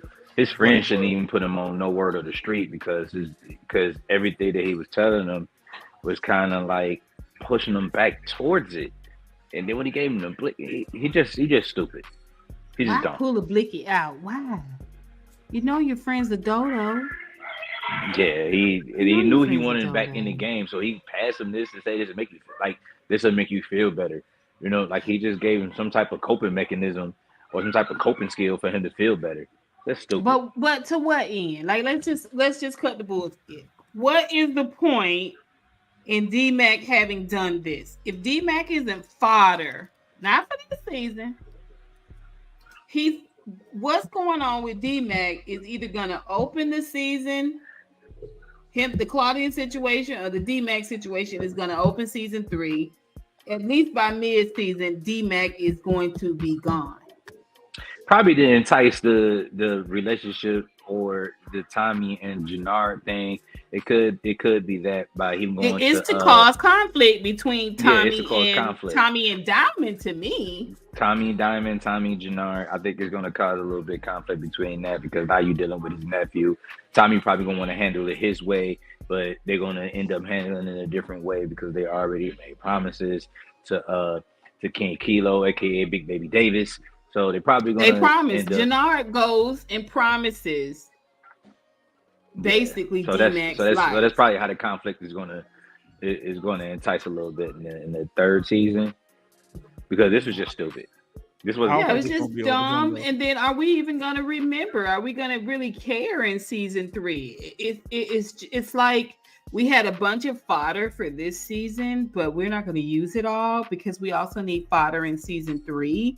We'll just move all the water cutoffs and disconnections to season 3. I don't think it's going to be that way. I don't think it's going to kick off because of D-Mac. I think it's going to be other things that's going to cause that disruption. However, I do think that at some point, who knows, it could possibly be Tommy that takes him out himself because he's going to say like, yo, I sent you away. You came back. I sent you away because you got us in a jam. You came back. You got us in another jam. Now, like, I don't have a choice. Like, this is part of the game. So, I mean, it possibly could be. You wanted to be, you were so proud to be a part of. I don't know, man. I just think. But let me ask y'all this then: where did that put JP when, in fact, that happens? Exactly. What do y'all think? How y'all think JP falls? Matter of fact, I don't give a damn about JP. It possibly could be JP. From the once we get damn about JP, it possibly could be him. Like they get into another little rift or something, and I can see that happening. I mean, but you said it. You said it, Retro. What's up, support game? So I don't know. Everything is taking us to this place where Tommy is the most hated. Was that Retro or was that Crystal? Yep. I think that's where the writing is leading us. Okay, so now you're gonna have something happens to D-Mac, warranted or not. JP's gonna lay it at Tommy's feet. So your family's alienated you, right? And then it's just gonna go down the line. Point by point by point. Tommy's going to be the Chicago target after a while. By the end of season 3, if they're smart. Alex Minaj, I believe you're right. I believe there was a scene where they were foreshadowing where Tommy said he'll take anyone out. Like, it didn't matter. So, remember, he was about to unalive Tariq, so I don't see him. I don't see him having a problem if he had try to take Ghost out. I didn't know that, Alex Minaj. So, I mean, it possibly could be. But here we got ego tripping Claudia rolling up on Tommy with the Serbs. Putting her balls back out there. To show her authority. Dumb. I'm still trying to figure out, like how we said earlier in earlier shows, how everybody knows where Tommy stays at now. Like how? Everybody know but Blanca. Everybody know, like how? Well, now that I think about it, probably maybe Shanti told her that's where he stayed at. I don't know, but it's like nobody knew where he lived at. Now everybody knows where he lived at. And the fact that they pulled up on him, he got all those cameras outside the door or whatever. I just thought that was hilarious too. I was just like, and then the fact that he told him, he was like, I got cameras everywhere. And I was just like, dude, it ain't gonna matter. Like, if they unalive you, they unalive you. But it was just like, you got all these. I just didn't understand the whole purpose of them pulling. I didn't like this scene at all on him. But I it guess didn't make we no had sense. to get it. I guess we had to get it because that was so that we can see in the later scene when it could have been the joint where he told Shanti to, hey, make sure she pull up on me. It's all implied. It wasn't even a power play for her though. You know, it was just kind of like, What happened here? Was there any negotiation? Did we see no, where it was just, he sets it up where, I'm you know what I'm saying? Now. You can't touch me. That's the way it. felt That's like. all, man. Like, where's the dialogue? Where's the real what are you dialogue? talking about? Like, how you even know Tommy was home? Like, anybody can get touched. What are you talking about? Stop it. But that just goes to show how inexperienced she is out here in these streets, because she got a few Serbs watching her back and that she's linked up with this. She just thinks that she winning right now. She thinks she on one right now. It just shows how inexperienced she moving out here. You know, she want to come ha, you can't touch me. Like, it just shows just how she's not the boss that she thinks she is. It felt like it was all my work paid off, and now I'm showing you all my hard work paid off because now I'm the boss. I did what needed to do to get Walter out of the way. My brother didn't step down. I made these connections, and here's my prize. Here's my gift. It's not like she's catching Tommy at this point of weakness, to your point, right? Like, he's lost everything and he's in the gully and she's like, yeah, and I'm sitting on the top. Like, it's none of that. You know, Janard actually looked halfway clean in this picture. Yeah, this is lighting. He actually looked halfway clean in this picture, like the hair and everything. You need a cap full of bleach in here. I'm telling you, a cap full of bleach in your bath water will take that dullness out. You know what I'm saying? It'll take that top layer of dirt off there so you can look a little brighter. You can see what I'm saying? Oh my God. I'm just saying, he always kind of look a little junkie-ish. He always looks a little junkie-ish. Ever since the junkie situation, to me, he looks a little junkie-ish. He's supposed to be. He's recovering. I mean, get rid of this beard. You can't grow a full beard. It's patchy. We don't need it. We don't need these sideburns leading to the back of the ear. Where is it going? Like, I just don't like it. I don't like this how they do these characters on here. And I'm gonna tell you something. I'm gonna say it. And I'm just gonna be real clear about it. I don't like the way they do these black characters. I don't like it. They're not polished. They're not polished. Like they some of these Caucasian characters are very, very polished. They make us look like we wearing yesterday's clothes. Like we get our clothes out of the dirty clothes hamper. So in this scene right here, Janard and Diamond are they putting together a plan. And I thought it was very interesting too, because Diamond wants to go and meet with King Kilo in regards to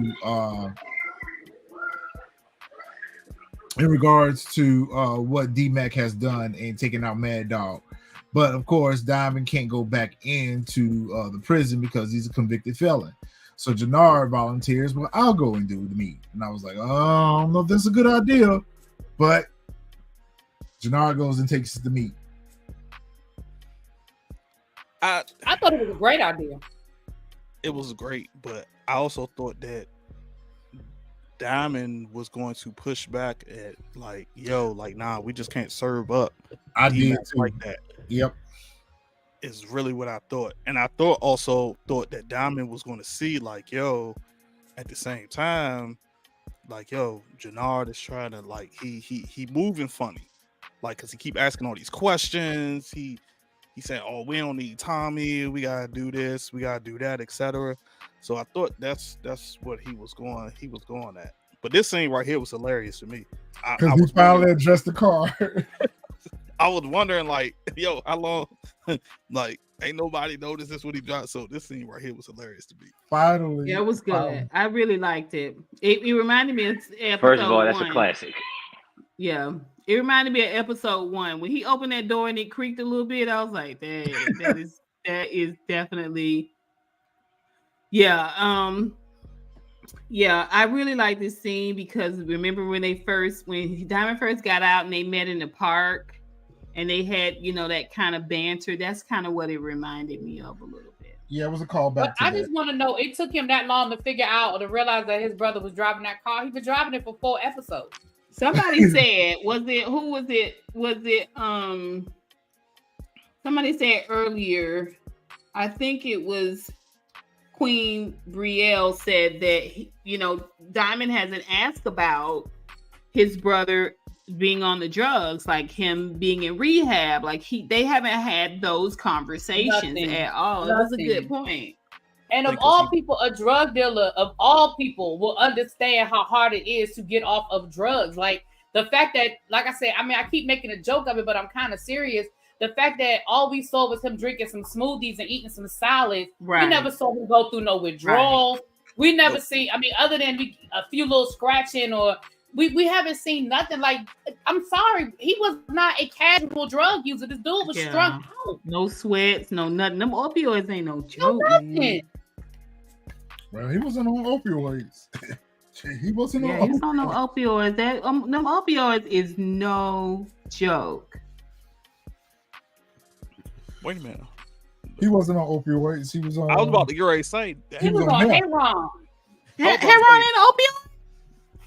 No, that's my knowledge. Oh, okay. So y'all know about drugs. Let me go on here and go to Google.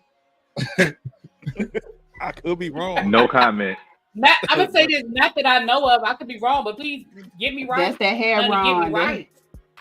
Let me go on. All I know is that once he put that thing in his veins, that's a whole nother level. And he was straight. Never. So Janard is having his meeting with King Kilo, and he pretty much was successfully able to turn the tide.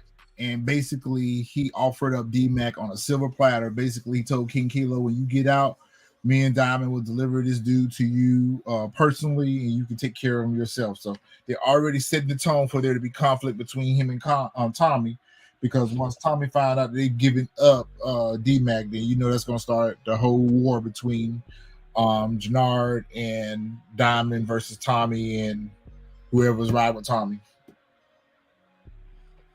Yeah, I mean, I agree with that, Mr. Jacko. I think Janard's storyline needs just a little bit more polishing. Because we finally see purpose for the character. So I think that they need to show his next hand. And I think his next hand is, I think what the next thing that we're going to see, the next transition that we're going to see in Janard is he's going to find out that his girl is playing him as well. So we're going to see him come to that resolution where he's going to have to eliminate her. And then he's going to align himself with his brother. And they're going to end up taking over CBI and pushing Tommy out. Watch, that's what's going to happen. I think Janard's going to be a preacher dealer by episode 4. He's going to be a preacher dealer. He looks like he's going to be bringing in the youth and cleaning them up and putting them out on that stroll to sell them drugs. It's just the way they taking Janard. I like it. I like it a lot. I really, really wish we could focus a little bit more on the character. I like how the character is moving, man. I'm sorry. I'm going to have to argue with y'all just a little bit. I know y'all say that y'all don't think that Tommy knows about the bug, but the way that they shot this scene right here, the weapons are on the counter for some unknown reason. There's just a slew of weapons that are out on the counter. Tommy makes a point to take the cap from the beer and place it on the counter and walk away from the counter, whereas Vic is postured right next to the counter, right next to the bug. To me, it just seemed as though Tommy knew that the bug was there. It's not exactly clandestinely hid. So, I mean, if he dropped something on the floor and bent over to pick it up, I mean, he would see it there. So, to me, it felt like Tommy was... I mean, it was a giant bug. I was with you. I said I thought Tommy knew the bug was there. I think he knows it's there. I think he know the bug knows it's there too, because it just seemed like this scene was set up for that purpose. Like the whole weapons being there was a prop to lure Vic to that space to talk, and Tommy walks away from that space to talk. It just, to me, it just felt like posturing that, yeah, I know that bug is there. I'm just gonna let you talk. I didn't think so. I thought he did all of right, that. Because notice he said, like, he specifically gave that address. He gave the address while they were listening. Remember they were listening. That's when she was like, "We got it," and that's when old boy was like, "Nah, that don't sound right. Like that address don't sound right." He knew they were listening. I knew he knew they were listening too. Yes. I mean, I didn't think about the bug at the time. I thought he was telling him because he thought he would go back and tell it. But I just assumed, because we're actually required to do a lot of assuming, that he had found it. Like, if you found out this dude was a snitch, why wouldn't you go and hit your house, right? Like, make sure. I just assumed it. I thought he was telling him this because he thought he was gonna go back and tell it. Exactly. That's what I was about to say. I figured that he did this, one, to put fear in Vic with the guns all being out there. Like, he putting fear in him. He playing mind games with him. And then two, he told him that. I didn't think it was because of the bug. I figured because he's like, yo, Vic is a snitch. So he's just going to go back and tell them exactly what I said, because, and I hate to fast forward to the scene, but when he tells Diamond, like, that's why we keeping him around, like, I felt like that's literally why he did it. He told him that because he knew he would go back and tell the feds, like, yo, this is where the joint's gonna be at. I don't think he really even thought about Vic even putting something, a bug or anything in his joint at all. I figured he was just like I said, it was scare tactic. That's how I looked at it. I don't think he knew. But maybe we'll see season 3 that he found it. Kind of goes Shout out to Juliana, the life cereal in the background in that last scene. It really made me think of Juliana. Y'all remember that's where they used to put their drugs. Kind of goes back to what you were saying, though, Miss Honey, that, you know, we're left as the audience to assume does he know or does he not know, or whatever the case may be. But him putting that address out there, to me, confirmed he knew that they were listening. Yeah. And this scene right here, where she gets all excited once she hears the address, it was like perfect. And then, you know, if she would have listened to her husband with her fool ass, if she would listen to her husband was trying to tell her, like, yo, something about this don't sound right. It sounds like it's a setup. Yep. Like, he's definitely trying to put some knowledge on her wig, but she ain't want to listen. As wig had was blocking. It was too tight for her to listen. You can't get nothing past that helmet. Look at that hairline. It's a listening device, that helmet. Hey, yo. That's a proximity blocker. No, it's a mobile cerebro is what it is.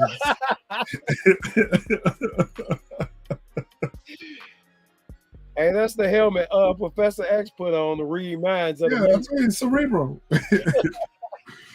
Anyway, the husband tells her, like, yo, this don't sound right. Like, you know, you might want to check this out right now. It don't seem like this is good information, whatever. But she locked and loaded. She pulled a task force together and get the task force ready to move on that location. But man, Stacy made a bad move. Well, technically, it really wasn't a bad move, because, I mean, you got something for your troubles, but it wasn't what you wanted. But man, this scene right here was just so disturbing to me. So disturbing to me. I really wish they had not wrote D-Mac's character this way. Any scene with D-Mac and JP in it at the same time is disturbing. It's just bad. JP make these faces. It's almost like a RBF face. No, it's almost like I'm about to sneeze space. That could be I that won't- too. I'll say I won't say it was disturbing. I will say I was caught off guard because I wasn't Yeah, expecting. it came out of. I didn't understand where it came from. I wasn't expecting just- that either. I wasn't expecting it, but I I will don't say- know where it came from. Like, where's it Look coming at that from? little finger will- on that gun. It's such a prop. Like this whole the whole scene was so. I'm telling you, it was for some other reason. They shot this scene for some other reason, and they just used it. It had no purpose whatsoever here. No, I think the purpose was that we're getting D-Mac back to his original roots. We are getting D-Mac back to the way we were introduced to the character in the streets. So this was him cutting off his family ties. This was him cutting off any Going back to potential the streets. any potential chance for him to have a relationship with JP, any potential chance for him to have a relationship with Kate. We're severing that now, and he's now finna be back out here on the block. That's basically the purpose of this scene. But he's Yeah, never well, going to be CBI, which is the crazy part. And that's what he wants. He's It never don't gonna be matter at CBI this point. I It don't mean, matter. they He, might as well the put lure of him the on streets is what he that wants. opioids. They might as well put him on opioids. This is basically what they're doing with the character. They might as well string this character out. Like, put him on the street corner, make him a junkie. It's the same exact thing. Like, again, okay, did you guys see where we just fell into this scene, like time warped into this scene? Like we woke up in this scene and he was in the throes of arguing and fussing and ba ba ba ba ba. I'm like, what happened prior to this? Like, show us him ringing the doorbell. Like, did they walk up on him being it? Like, No, remember he came through the back door. I was so confused. He Like, came through the what? back door. I think it was just him. Like, The crazy thing about it is, and Retro was on the phone with me last night when I went to the gym, and who walks in? Lucian did. So we were talking, and Who I did? asked- D-Mac. I know him. I know him personally. Feel the tea. Juggy, you Yes, should have he led goes- with this. he's a member at the gym I go to. Really? like, Now, does he have this hair? Is this his real hair? That's his real hair. Because he's got a lot of neck. I suspect he's hiding something. That's his real hair. When I talked to him last night, CG Retro CG was on the phone, and he kind of heard him like explain, like, man, like, yeah, they wrote this script for him to wild out at the end. For D-Mac, But D-Mac to wild out at the end. but it makes sense why he's wilding out though. I don't It feel makes like you're asking the right Like question.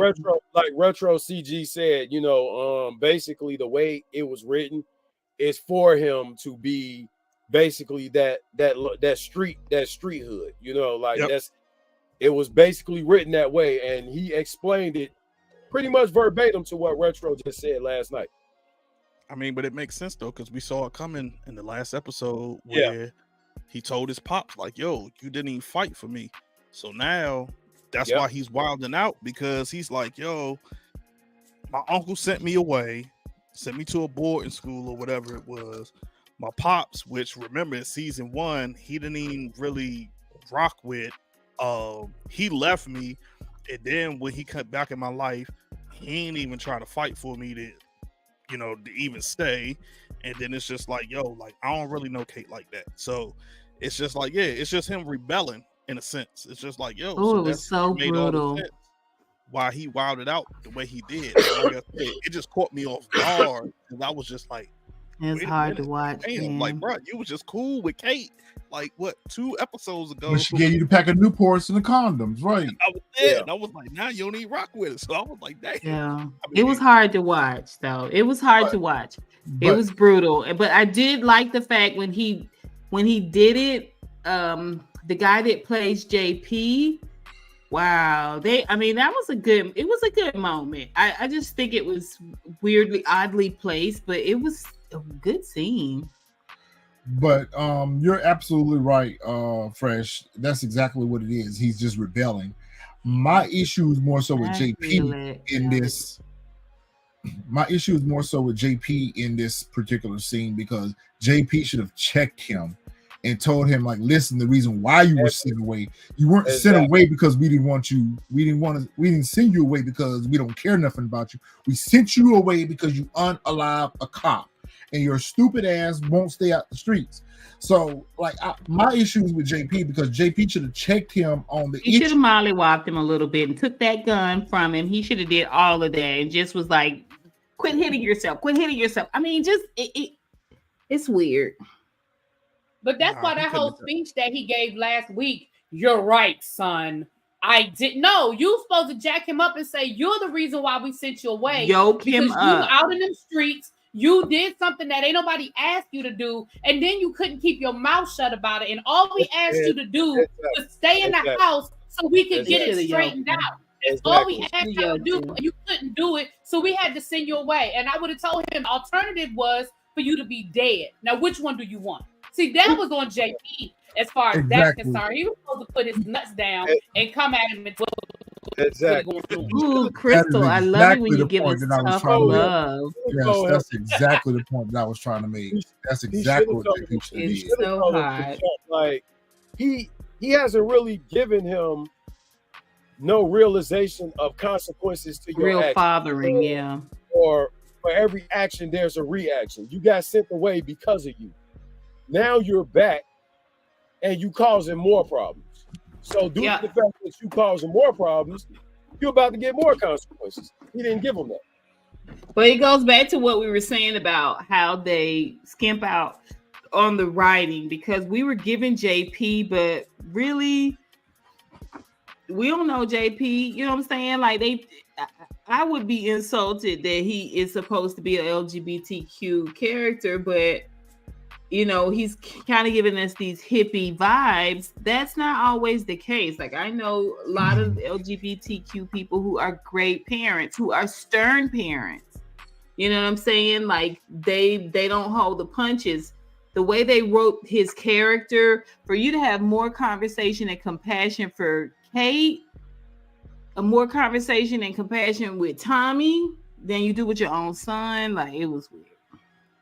It's the underwriting again. Just beating a dead horse.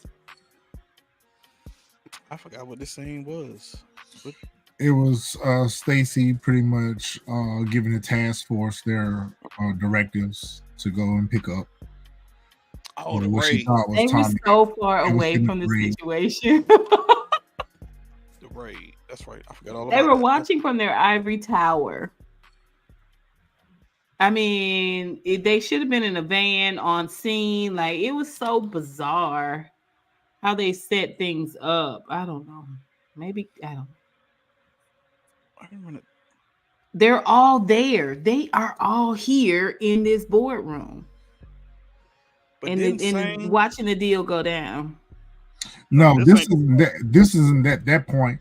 This was the point where they were setting up the raid to go pick them. Oh, yeah. They were just basically going over the intel.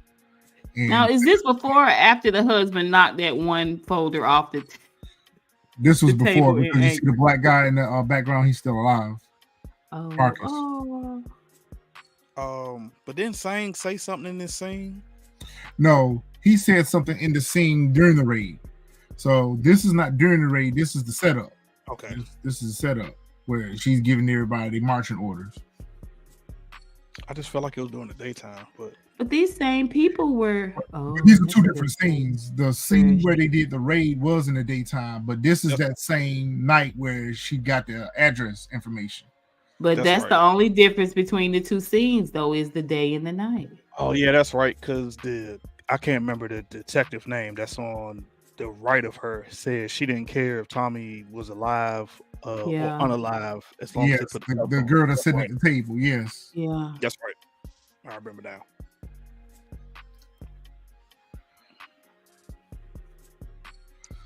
So she pretty much calls up Vic once again to tell Vic that, you know, they got all the information you need. The raid is going down tomorrow at noon or whatever the case may be.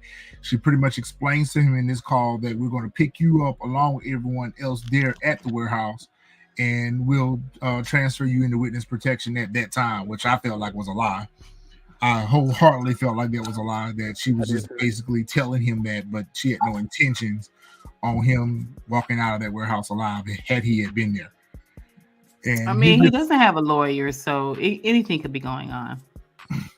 Oh, look at these tight pants. I'm so upset about it. Takes this time to say goodbye to Gloria one last time. This ain't annoyed me. It annoyed me because I'm just like, yo, you walk out the crib, like, you got all these cameras. First of all, it annoyed me because I'm like, yo, anybody from the streets, you in the streets, you in the game, you know for a fact, you do not pull in on a parking spot, period. So that you have to back out. Ooh, key one. That's a good point. You don't pull in. So I just didn't understand this whole whatchamacallit. It was just like he just let his guard down and just decided to come out. Where is this though? Outside of his house? That's outside of his space because the number 2 comes and tries to unalive him. But I thought he kept his car behind the gate though, right? The gate is open. Behind the gate. Gate is open. The gate is open.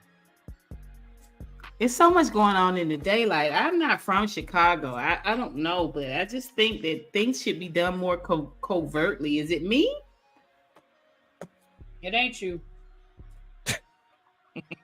Because here's the other thing that's stupid. Tommy, when Claudia pulled up on him, he was all like, yo, there's cameras around.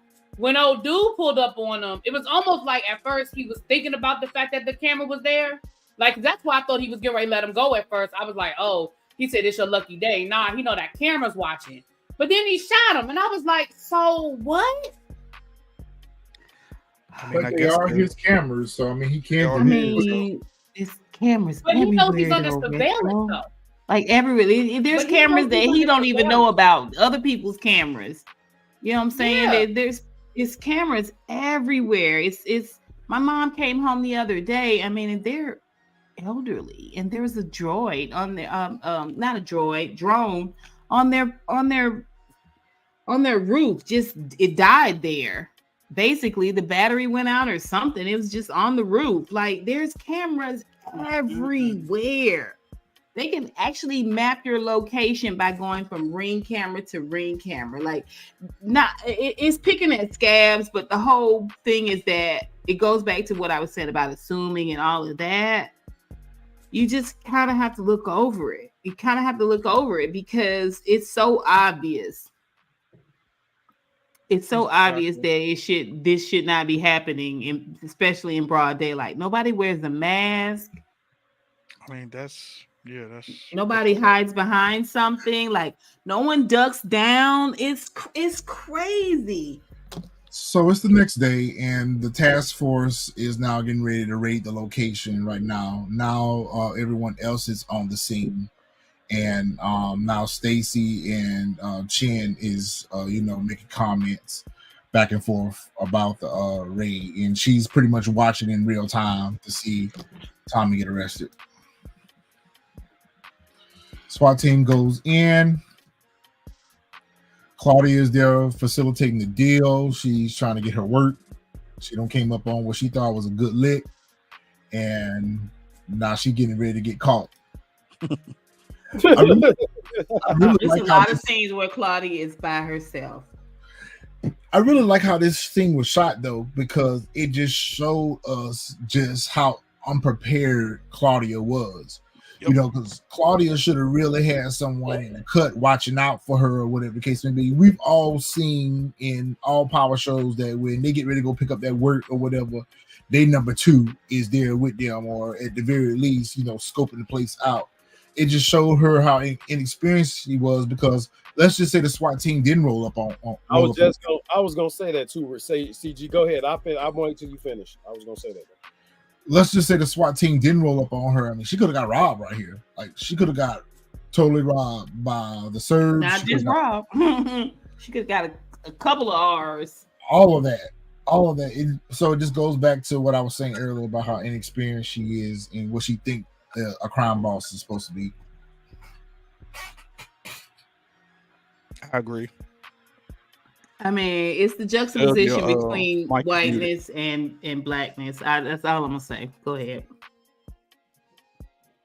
Jug, your mic is muted. Oh, my bad. Jug. She said she just looked completely out of her element and completely out of what was you know what I'm saying, what she should have been aware of. Like she just looked lost, man. She looked tensed up, you know, and just basically Out of place. Yeah, out of place. Yeah, she just not about this life. She looks like she's not about this life. When she was in the pill game, in the club game, that seemed more to fit her. This right here.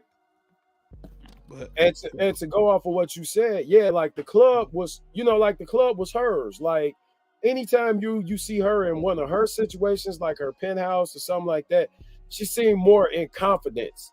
You know what I'm saying? But when you see her like this little, I don't know what this is, some abandoned theater or whatever it is, she just seemed like she way out of her league. Way out. I mean, she seemed like the ops in the middle of all of this. Because she not used to being there. Yeah. I that wasn't Vargas. I can't remember the name of what's it called. They got the cop that got unalive. But I honestly thought it was going to be. His name was Marcus. Yeah. Oh, his name was Marcus. I thought it was going to be Stacy's husband. They call his last name. I forget what it is. I thought it was going to be him. I honestly did. I thought it was going to be him that got unalive. To me, that would have made. I know y'all not waiting for me to remember a name. His name was It Marcus. would have been awesome if it was Stacy's husband, actually. That's what I thought it was going to be. Because the way they was creeping around the corner, I was like, yeah. That's what it should have been. It should have been her husband. You would have seen that wig fly off. Nah, that wig don't fly. That wig would have came right off. With no wind, no nothing. I don't think that she would have reacted though. I mean, because she doesn't seem to have any sense of concern. She could do 6 backflips right now and stick the landing. And that she's so blinded by her career and what she wants career-wise. It just seems like she got blinders on. But we kind of seen this before with other characters too in the Power universe. To piggyback off what you said, Retro, I don't know. She might have because it's her husband. I mean, she showed like a little bit of compassion once Marcus got unalive, but I guess maybe because her focus was more so just trying to catch Tommy that blinded all of that. Yep. And that was a I told you so moment. Yeah. So, but here we got Tommy while the raid is going on. We got Tommy and Vic. Tommy's driving Vic, make it look like they're going to the meet. While they're going to the so-called meet, he gets the call from Stacy and he don't answer, which Tommy knows that like ranking. Yeah, like, you know what I'm saying? I put all this in motion. So why is her name there? I didn't understand. What I didn't understand with this was why he would have her name saved in his phone. Right. And why does he have girl hands? It's just weird. Because at any given time, let's just say Tommy said, yo, I'm gonna go through your phone. Like that just would have had a number. I wouldn't have had it saved in my phone, especially if I know I'm a snitch. This whole scene was funny to me. This was I'm not gonna say what I want to say, but this whole scene was funny to me. But alley cat that just got rounded up. Broad daylight. That's all I'm gonna say. Broad daylight. I just don't understand why everybody came with the heavy guns and Frank decided to come with a shotgun. That was the only thing I didn't understand. That's his weapon of choice, I guess. Man, you got to be up close with a shotgun. Like, no, you don't. We know that you know. So, hey, I was gonna say that, but never mind. I watch westerns, buckshots. Those buckshots travel. They travel, but you ain't really got to be close to them at all. You can shoot them and everything around them. That's a buckshot. Those have a spray pattern, but you don't have to be close to use a shotgun. Okay, Ixnay on the gun tag. Juggy, we don't need people to know about your past. But listen, why the way they came in, they cut the lock on the door, they went inside. I was just like, where is this drug? Why is this guy not gone? Why is his water still on? I just don't understand. Who can we talk to about getting all of his utilities disconnected? So I thought you was on that, man, because Merkovich should have been going a long time ago. I don't know why they keep the character around. They just locked this man up, bro. Why? Like he should have been done. I guess the only thing I can think of is that they need to have someone alive to build a case on. So he's gonna go down, he's gonna get locked up or whatever, in charge or whatever the case may be.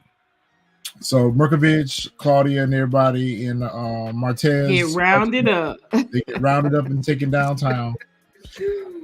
Tommy's got a hitchman there that's recording everything and reporting back, who all got rounded up. So this was perfectly played. They're down at the bar, they're watching, and he pretty much invites Chi to let Chi know that the Serbs are off the map now, that Claudia and the Serbs have been rounded up, and he makes a play for their territory. Chi awards them the territory, and Tommy still uses an opportunity to emasculate Janard by asking him to fix the drink for Che, which we see that there's still a bit of acrimonious tension between those two characters. So it's so disrespectful. It was so disrespectful, and for Diamond to accept it, it's just so disrespectful. I don't even want to get into the white and black of it all, but it's just so disrespectful. Even the fact that Shay is not even remotely vetting Tommy.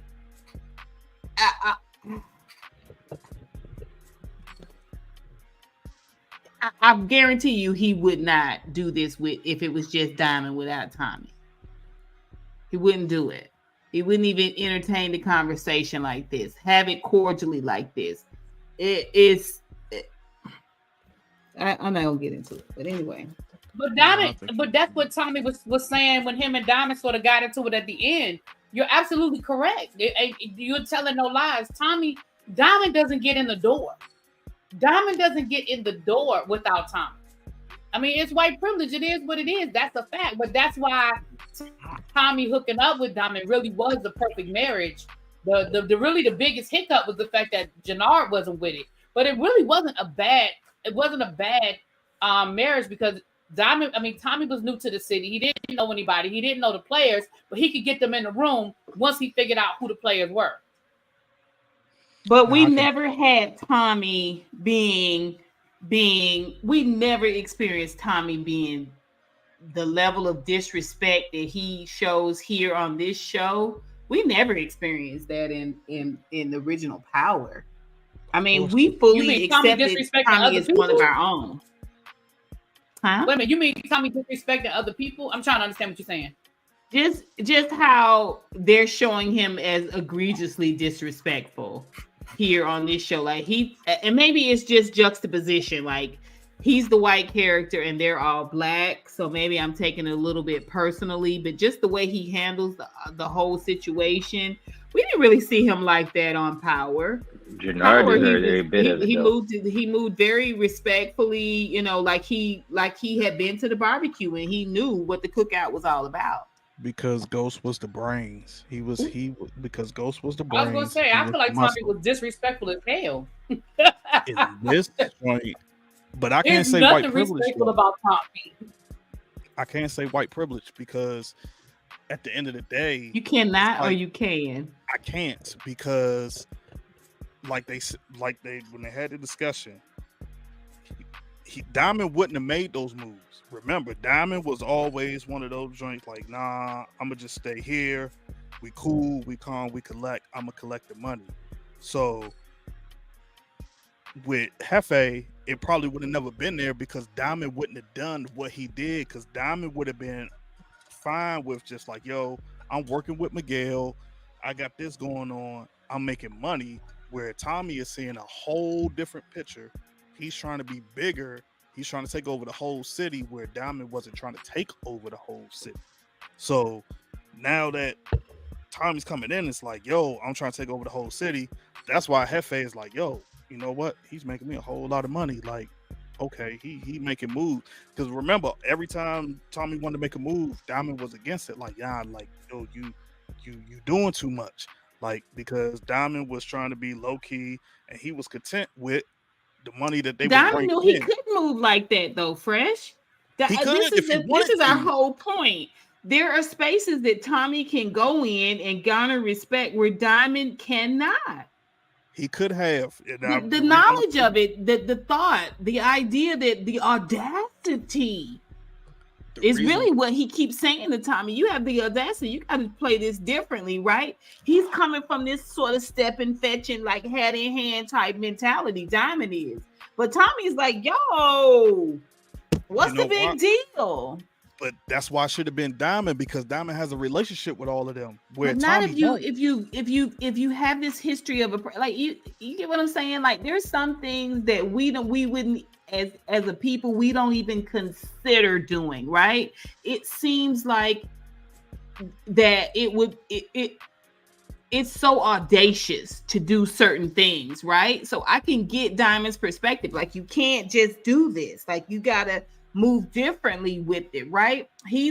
I feel like he's saying these things because he is Black and he knows he has to move differently, right? Whereas Tommy doesn't have these sort of mental restraints, cultural restraints, whatever. I mean, just because they never let him use the N-word in these shows doesn't mean that the character isn't oblivious to his own privilege, period.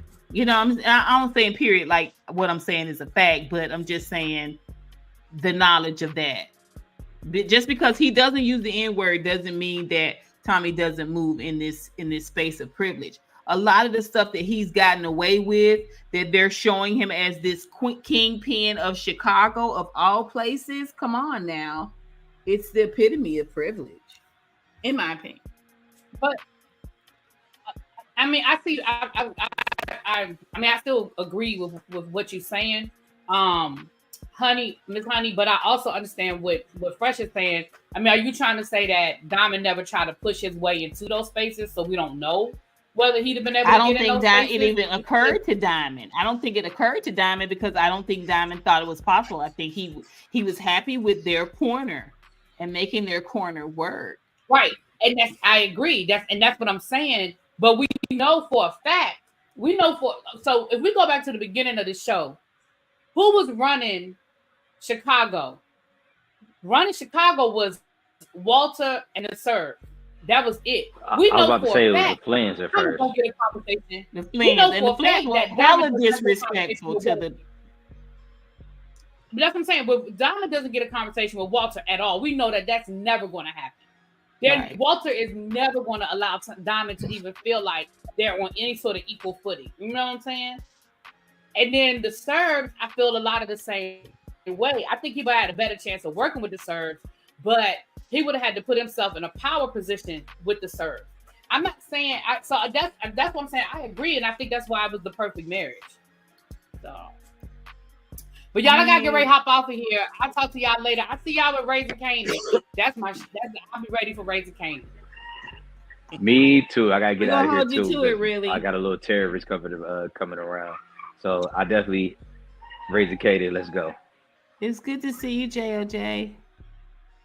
I think it's more so back to what I was saying earlier, that they're just repositioning the character where everyone is going to be against him next season. So I think a lot of what we're seeing, the transition in Tommy's character, is not necessarily the white privilege side, is that they're setting us up in the writing where, you know, everybody's going to be versus Tommy next season.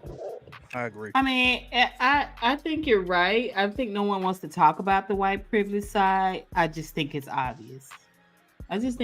Y'all let me know in the chat if I'm off. You guys already know. You can tell me. You can say it. I'm not, I'm open to the conversation. I just don't think we address it, but it's obvious to me. Like, you come in town, riding on your white horse, you know what I'm saying? And you got all these, Hispanics and, Latinos, whatever, and blacks, and they're all, you walk right into someone's quinceañera, right? Like you walk right into someone's funeral with your kicks on. Like it is what it is. It's obvious. We're not going to pick at the scab, but to me, it's obvious. So he takes this opportunity to take a moment aside and send Maria a text telling her to pack her bags, get ready for Barcelona. At this point, I don't know why he even thinks that this trip is still on, because he's been calling her all day, texting her all day, no response. She ain't responded back. Like, I don't know why you think that she's even around. I didn't even peep that till you said it, Retro. I didn't even think about that. Like, yo, you right. Why did he? Because she wasn't. I didn't even think about that. Yeah, she ain't responded all day. Like, I would have given anything to see the look on her face when Miguel confronted her. Like, I just felt like we were denied so many moments. Yeah, we were denied that. I would like to have seen that interaction with her and him as well. The moment she realized her brother was on to her and he had her dead to rights, that would have been so good. We'll get that 3. Will we remember it though, Fresh? We're gonna have to have a full recap. I mean, before 3. Yeah, I think we'll get that in 3. I think we'll get a flashback. Actually, we don't need a flashback just to have them same old feelings for her, because I'm really not gonna care about her in about 2 weeks. So the Flanco is back at the office and he's confronting Stacy about him losing his partner. Him basically telling her, "I told you that this wasn't good intel," or whatever the case may be. But we still make it a win. We still got a win out of this. So you need to be thankful for the fact that we were able to catch something or whatever. And of course, she has a little bit of a hissy fit. And like, I want Tommy Egan, and it just wasn't good enough for her. So we see Look at this nose. Look at this nose. This guy's mixed.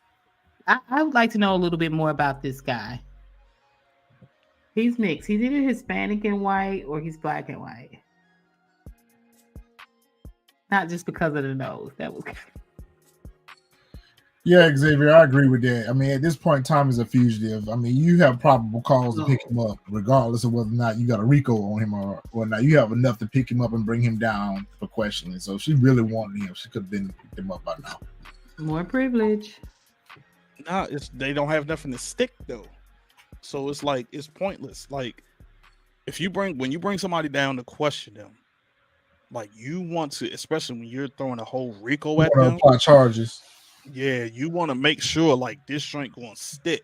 So that's the only main reason why, like, because RICOs for a lot of times take like anywhere from 2, 3, 4, 5, 6. Like, RICOs take a long time. Like, they want to make sure that RICO's gonna stick.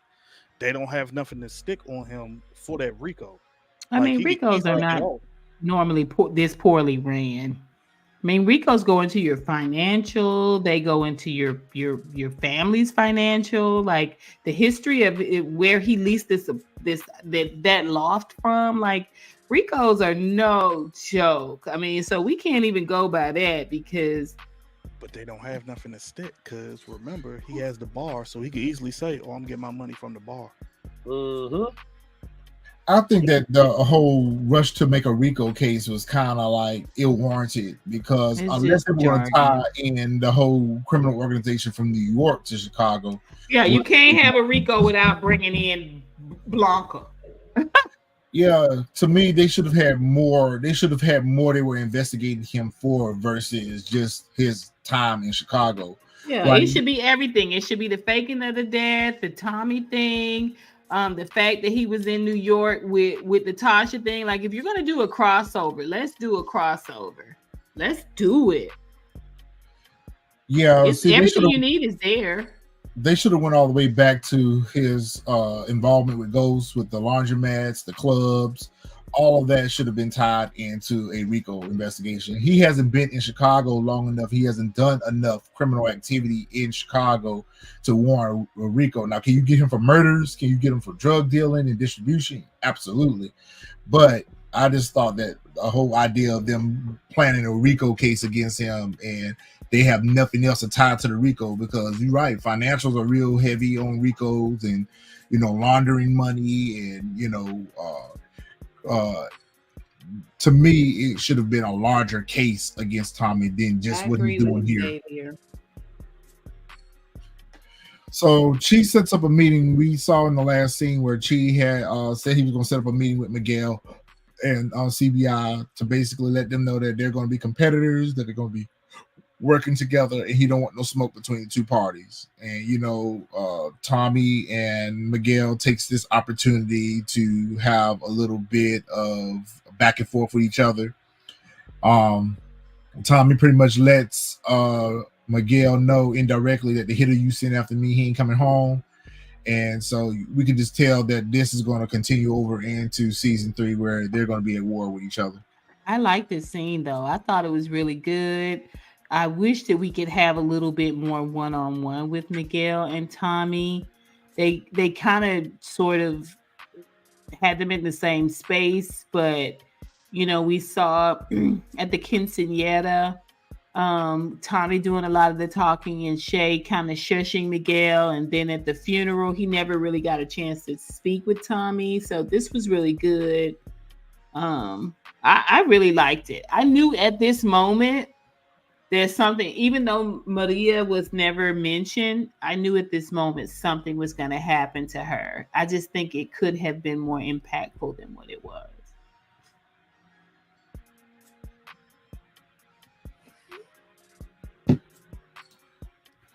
All right, so we get to the moment where Claudia decides to call up Shanti and basically like beg her for help, solicit her for help. And Shanti reveals to her in this moment that I told you I know a winner when I see one, or whatever the case may be, and reveals to her that Tommy's in the background, and Tommy addresses her and says, "There's a gift that's for you." She gets knifed up in the back. Coincidentally, there's a placard in the back, a sign in the back that says this area is under surveillance, but yet she gets knifed up. I mean, it's on the phone though. Don't they record their phone conversations? Yep. I like it. I like a little jail action. I thought it was pretty cool. And we're not so hot without our lashes, are we?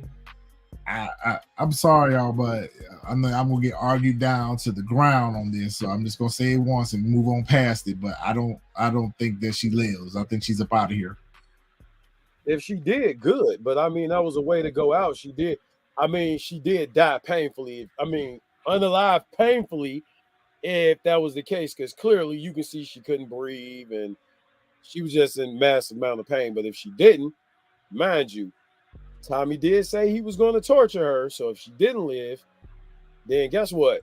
She's probably going to maybe she lives, but she's not walking mentally and psychologically while she's in jail. That's so. But what would be the further purpose of her character? What would be the purpose of letting her live? Because the Marquez cartel that she was getting ready to get work for is now locked up. The serve that was her protection and she was working with is now locked up. Shanti is now flipped on her. So, I mean, she would be a free agent if she came back out here with no work, no product. I mean, what would be the purpose of keeping her character around at this point? I think maybe. So Shanti wasn't providing product. She was just providing crew, right? To move product. So move product, yes. I mean, she still, in a sense, she still was providing product. But I'm thinking it's more so like if she... I'm 50-50. Either she's unalive or she's not, because we didn't see it. I want her to be I know they're the only organs I know back there are what, your kidneys. So I'm kind of with Judge on that. Like, whole spinal cord back there. You got a whole spinal cord. Because I feel like if he wanted to unalive her, the girl could have just came behind and just slit her throat from ear to ear. So right. Yep. It could be possible. I mean, typically they don't do one jab, right? Like all the prison movies I've seen, they do it like because it's not because it's not a full blown knife per se. So they got to make sure like whatever they made into a shit. Ooh, it's a shit. Only play I can see is maybe if she does survive, is that somehow, some way. Two things. One, she tells Merkovic and all of them, like, yo, this is what happened. My brother did this to us. Like, she basically snitches on her brother. or she goes the other route and joins her brother and becomes a snitch. All I know is they shot both of them. They shot both scenes.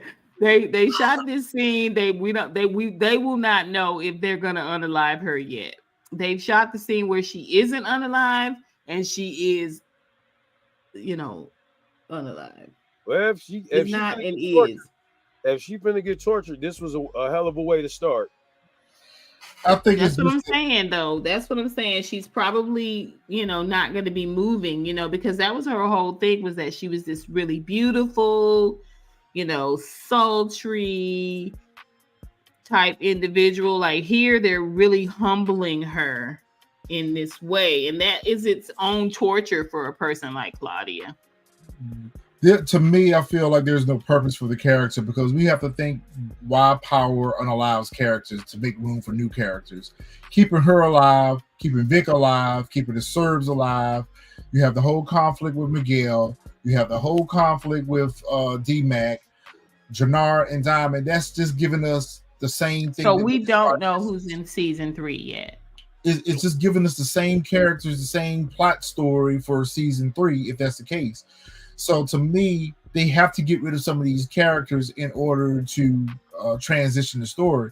If we keep this narrative, what's going on, this will be season 1, season 2, all over again with these same characters. So to me, you've gotten rid of the Serbs now. You've gotten rid of Claudia now. So the only loose end for the Flynn family now to take them completely off the map is Vic. So you get rid of Vic next season, and then now it's now we can focus in on the conflict between CBI and Tommy. But keeping Claudia around, it's just too many villains that are all after the same person or whatever the case may be. To me, you have to move some of these other villains out of the way to push the story forward. I agree exactly. I agree with you. I didn't even think of it at that point. I didn't even think of it that way. Yeah, now that you said that, I agree with you.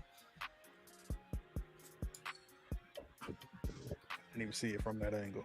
I mean, but what villains? Like, we keep getting new villains. I don't that's know. how it was in Power, though. Yeah, but everybody's got to have a collective hate for Tommy. We can't just keep bringing new people on, and now these people are gonna like Tommy up until episode 6, and then 7, 8, 9 they don't like. Like, you get what I'm saying? Like. But I don't think that we get introduced to. I don't think we get introduced to a new villain per se next season because we've already got the story set up who is going to be against Tommy next season. So the villains are already on the board. We already have all the people that's on the board that's going to be after him. So there's no point of introducing a new villain because we already see where Tommy's going to be getting his work from. He's getting it from Chi. So now the conflict for next season is going to be him trying to figure out what happened to Maria, him going at Miguel, and then CBI flipping on him. That's going to be your plot for season 3. So there is no new villain. There's no need for a new villain next season because we've already got the established enemy lines drawn already. We already know who's going to be after Tommy. If they do keep her alive, if they do keep the Serbs around, they're going to allow some of the villains that we already have to work against Tommy. But we already got the players on the board that's going to be after Claudia. I mean, that's going to be after Tommy. Yep. I hate it when you make sense because I know they're not going to do it. I know what you're saying is so friggin' logical that it's not going to happen. We'll see. I mean, I'm waiting for it to come out that Tyler Perry is writing this show. It's happening. Oh, poor Kate. This scene disturbed me a lot, and it just I really wanted to know what Tommy. You've used the word disturbed twice as it pertains to the Kate scene, retro. I just want to point that out. Yeah, because I've really been affected by these Kate scenes. Well, no, I'm just trying to figure out what they were trying to illustrate with the whole Tommy. Was basically what they were showing us was Tommy ready to say goodbye to his mom. Had Tommy really gotten to the point right now where he was ready to watch his mom die? So I think it proved your point. To me, this scene kind of proves your point about them setting Tommy up as like the hated person. Like this scene where he just kind of went cold. Man, that said a lot about the character. I mean that moment has no color bounds, right? Because the average person, no matter what their race, creed, or ethnic background, would not be so calm when they saw this. So for them to show us this and it to linger like the way that it did, it felt like what you guys are saying about him being like enemy number one for season 3. It just feels like that will be the case. Like going against your mom in this way, no matter what, is frowned upon generally in society. So, No. and then JB came in and it was like, why are you staying here? Nah, I think it's more so like, as we can see, like, I don't think he wanted her to be unalive as he shed a tear. But I think at the same time, it was one of those situations was like, yo, he's been used to this since his childhood. So it was just one of those moments where he was just like, yo, you know what? That's a tear. I'm not going to help this time because I've been the one who's been helping Kate since I was a kid. Like, I'm used to this now. And now it's come to the point where, like, you know what? I'm done with it. Like Mr. Jackal said, he got tired of Kate. Like, yo, like every time something goes good, you come in and you screw it up. So it was just one of them joints where he was just like, you know what? At this point, like, I didn't realize he cried at all, Fresh. I mean, like just until you said it, I realized that's a tear on his face. Yeah, he had a tear. Like he didn't want her to be unalive, but at the same time, he was just like, you know what? I've been dealing with this since childhood. Now, for me to move forward and to get this evil negativity or whatever he has towards Kate, he's like, yo, I gotta let her go. Or it could have been a flashback when he saw her. He was thinking about Ghost when Ghost got unalive. But I think it's more so he's been used to it since his childhood. So yeah, I definitely think it's mommy issue related. But I still think it's propelling him into this place where the perception that he is this heartless person. Although we know a little bit of backstory in terms of his enemies, the people that, you know, he is probably coming across heartless. I mean, I know the JP, he came across heartless. Yeah, it was definitely personal for him, that's for sure. Yeah, it was just wow, that's crazy. I'm glad you pointed that out to me because I didn't even see that. Like, I mean, I have my captions on so I don't miss any words, but just visually, I'm seeing it now. I see what you're saying. Yeah, he had a tear. Like, that's why he showed up to the hospital. Like, that's why he showed up, because it was just one of them joints. Like, he doesn't really want her to be unalive because he still has the love because that's his mother. That's why he went to the hospital. But at that same time, he's like, you know what? Like, yo, she does nothing but cause trouble in my life, and this is going all the way back to his childhood since he was a kid. See, that's crazy because I hear what you're saying, and I can remember it scene by scene. But when he called Maria, and that to me was so fakey, jakey. Like, they said you're not here, and I kind of got an emergency. It to me, it was more like it was about seeing Maria than it was about Kate. You get what I'm saying? Like, I don't know. I still just am in this place where I feel like they can play it either way, and that may be really, really genius of them, but they could play it either way. Like, I totally see what you're saying, but I think what they're really trying to show us is that Tommy is just conflicted when it comes to his mom. He doesn't really know how to feel. He doesn't know if he should love her, should he care, should he not care, whatever. He's just torn. And they're just really showing us that this character just cannot separate his personal feelings towards his relationship with his mom and be concerned about her well-being at the same time. So I think he did want to, DeMarcus. I think he did want to avenge Keisha's death. That's the whole reason why he doesn't want Latasha alive. Yeah, that's why he was chasing Latasha down. Yeah. So we see Janard finally gets his car back. Thank God. You should have went and done this a long time ago. Yo, go back though. What did Tommy say to Shanti? Oh man, bro. What did Tommy say to Shanti? He said, I got one more thing I want you to do. And the next scene was this scene. This is what I'm saying about them double shooting. I don't think the one more thing that he wanted her to do was help Janard steal his car. No, that was bad. No, I think it was the unalived Markovich man. I think it was unalived Janard. Nah. Think about it, really. Just think about it. Nah. He said, I got one more thing I want you to do. Next thing we know, we see Janard. Yeah. Her and Janard skulking. The way I was waiting for her to kill Janard at any moment. I never thought it was about the car or about Markovich's man. Never. When she got in that passenger seat, I kind of got a moment. I got a feeling for just a slight moment that she was getting ready to do something to him too. What's the reach? Support? But not at Tommy's request, though. But yeah, that is an interesting point you make. He did tell her, I need something else from you. This was the plan. Go get the car. Come on now. I mean, if you think about it, that's a Urus.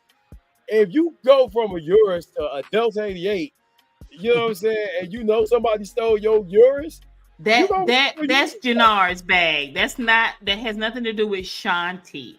He said to Shanti, I got one more thing I need you to do for me. Oh, matter of fact, I forgot. I already know what it is, but I'll say it when we get to it. Y'all kept saying that it brought back a note that I had. I know exactly what it is. I'll say it once we get to it, though. So Janard got his car back, gave for him. Tommy's at the hospital. He is trying to once again find out what's going on with Kate. He tells the nurse to notify Maria, let him know that he's there. The nurse let him know that she didn't come into work today. He calls her once again, leaves a voicemail. Again, no response.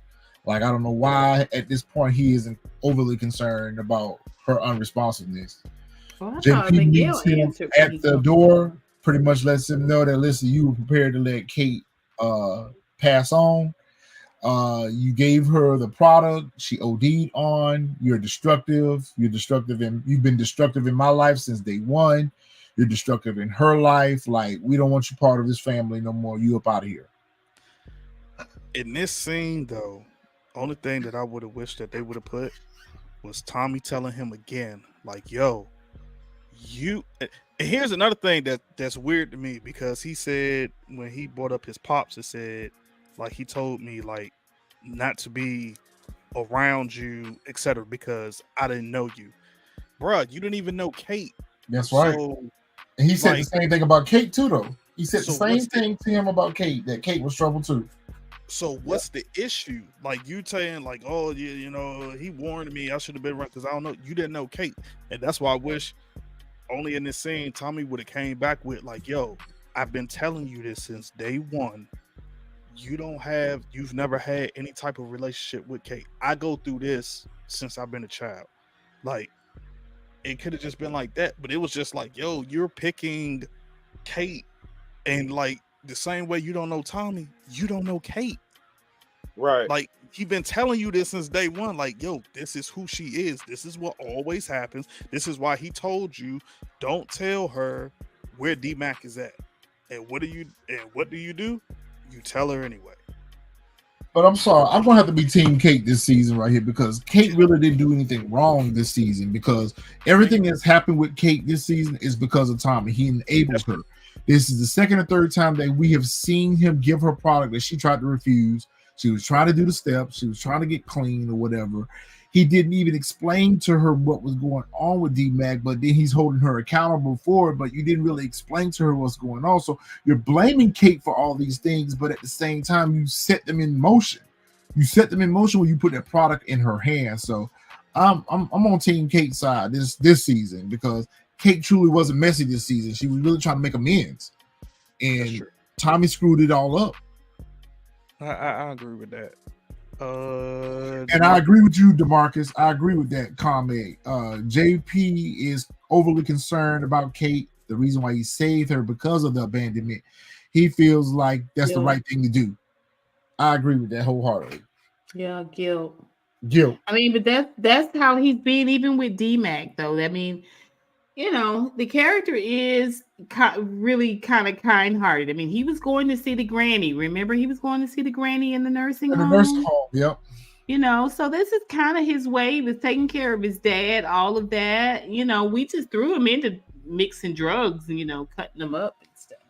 Exactly, Xavier. He lied to her for no reason. Like, Kate was really trying to make amends, and she was really trying to clean her act up. I can't believe he let Tommy sell him on that, though. That was weird.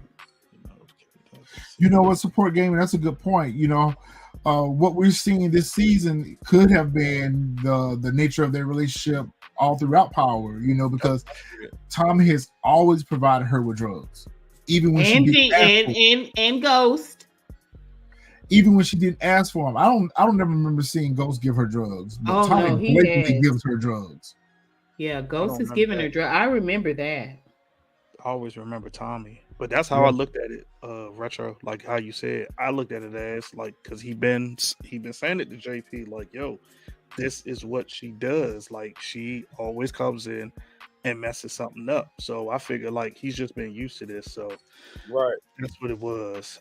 I get it. I understand though. I mean, I understand. I understand that Kate just being present is a problem. Right? Because she is,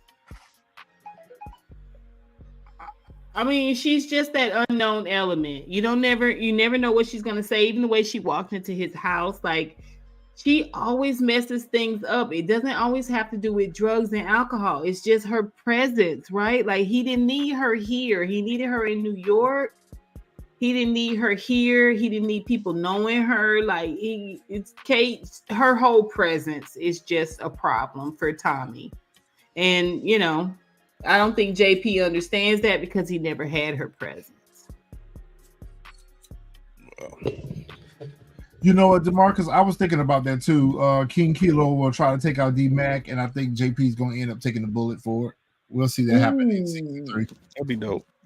That will be dope. I mean, it would be a shame to lose JP and not lose D-Mac. I feel like if we're going to do anything, we might as well take them both out together. So what's going on here with Janard and Showstopper? I can't remember this scene. This was the scene where they discussed because Janard finally sent Miguel the picture of Tom. Oh, yeah. Okay. And she wanted to make sure that they couldn't get linked back to them. You know what, you guys? Their scenes cause me so much anxiety. I keep waiting for one of them to kill the other. Is it just me? Is it just me? Like, their scenes, it's always like I'm waiting for someone to pull because a shake both of them or anything. Both of them it's are so tense. Yeah, it's something that you look to happen. That's, you know, no good is gonna come out of this relationship. Their scenes cause me a little anxiety. I'm just gonna keep it real. I thought it was interesting that they had Tommy go back to the bar, considering the fact that what just happened with JP and his mom and everything. That I would have rathered him went to go look for D-Mac versus him going back to the bar. I thought that was poorly written to have him. We have not had Tommy mention D-Mac outside of that hospital with JP mentioning it to him. We haven't seen Diamond discuss it with him. None of it. Yeah, it's weirdly placed, but in this moment right here, they're celebrating that, you know, they're the #1 organization in Chicago, and, you know, Tommy lets them know there's an open bar for the night. We saw that JP gave Tommy the keys back to the bar, so he didn't want nothing else to do with it, that he can continue to wash his money there or whatever, but he's out, which we didn't know that he was ever in. At this point, Vic gets a call from Stacy. Yeah. USA Wig gets a call to out the Vic and basically told me you set me up or whatever. At that time, they both realized that Tommy has made him and that she's now trying to send officers to pick him up. So what do you think happens? Does Vic get unalived in season 3? Do these guys attempt to try to take Vic out, before We Stacy don't know. can get there, but they catch him before he passes on. That's what I was thinking was going to happen, was that, you know, they were going to do something to him before they get there, but he's still going to be alive. Okay, so Let's just be clear. You cannot whisper in a warehouse. This you cannot whisper in a warehouse. Like, everything is magnified just because it's high. Like, we don't know. go ahead, We don't Judge. know what's Go going ahead, to happen. Judge. I agree with that, CG. I think that definitely season 3, when it comes around, either we're gonna find out what happened to Claudia and they're gonna show her death, or they're gonna show Vic's probably demise and they're just getting there at the last minute, or either they're gonna get there in time to get him. But I do think they're gonna tune him up in that warehouse. I think so too. So remember when y'all said that Tommy told Shanti he had one more Oh, thing I to love do? it when y'all use street terms. Tune him up. This is the one. Nah. This is the one, in my opinion, is what he had Shanti to do, because Raheem is cool with Shanti. So he told her, like, yo, I need you to tell Raheem, whoever else, go pick up Vic. I think the original plan was to unalive him, which he spoke about with Diamond. But then when he sat and thought about it, because remember, they were sitting, Raheem and Bones, they were sitting waiting for Instruction. call to say, like, yeah, go ahead. I think at that moment he changed his mind and said, yo, you know what? Like, yo, we got an inside man. And so that's why they were sitting and waiting. I think that's what he had Shanti do. As far as your question, Retro, I see either two things. I see either one, they do successfully end up unaliving him, but I'm leaning more so towards the fact that at some point, somehow, some way, which is crazy, he ends up fighting off both of them, ends up unaliving Raheem and Bones, and then he goes AWOL. Like, he don't even go back to Stacy and them. He just goes AWOL because He go on the run. Yeah. He's on the run. He's like, at this point, like, yo, I tried to tell you, and I almost got unalive messing around with you. You know what, Fresh? In the Power universe, that sounds logical. That's exactly what's probably going to happen. So these are Shanti's dudes, is what you're saying? Yes, these are her people. Yeah, those are her people. This is what I'm saying about them cutting scenes out. Like, I didn't even put that together, man. No, because remember, what was that? Episode 6, episode 7. Remember, when she yoked Raheem up. I remember that now. Yeah. Which is why what you're saying rings true. But my whole point is, you have. I'd be so confused, you guys. Honestly, that's probably what's gonna happen to Marcus. He probably gonna end up taking them out. This is what I was saying about assuming, though, Fresh, right? Like, you're a connoisseur, and so is Retro. You guys are connoisseurs. Like, you remember a lot. DeMarcus, Mr. Jackal, Xavier, you guys remember a lot. I mean, but if I didn't know y'all, I would be so confused. I really did not think anything. I thought she was supposed to kill Janard. Nah.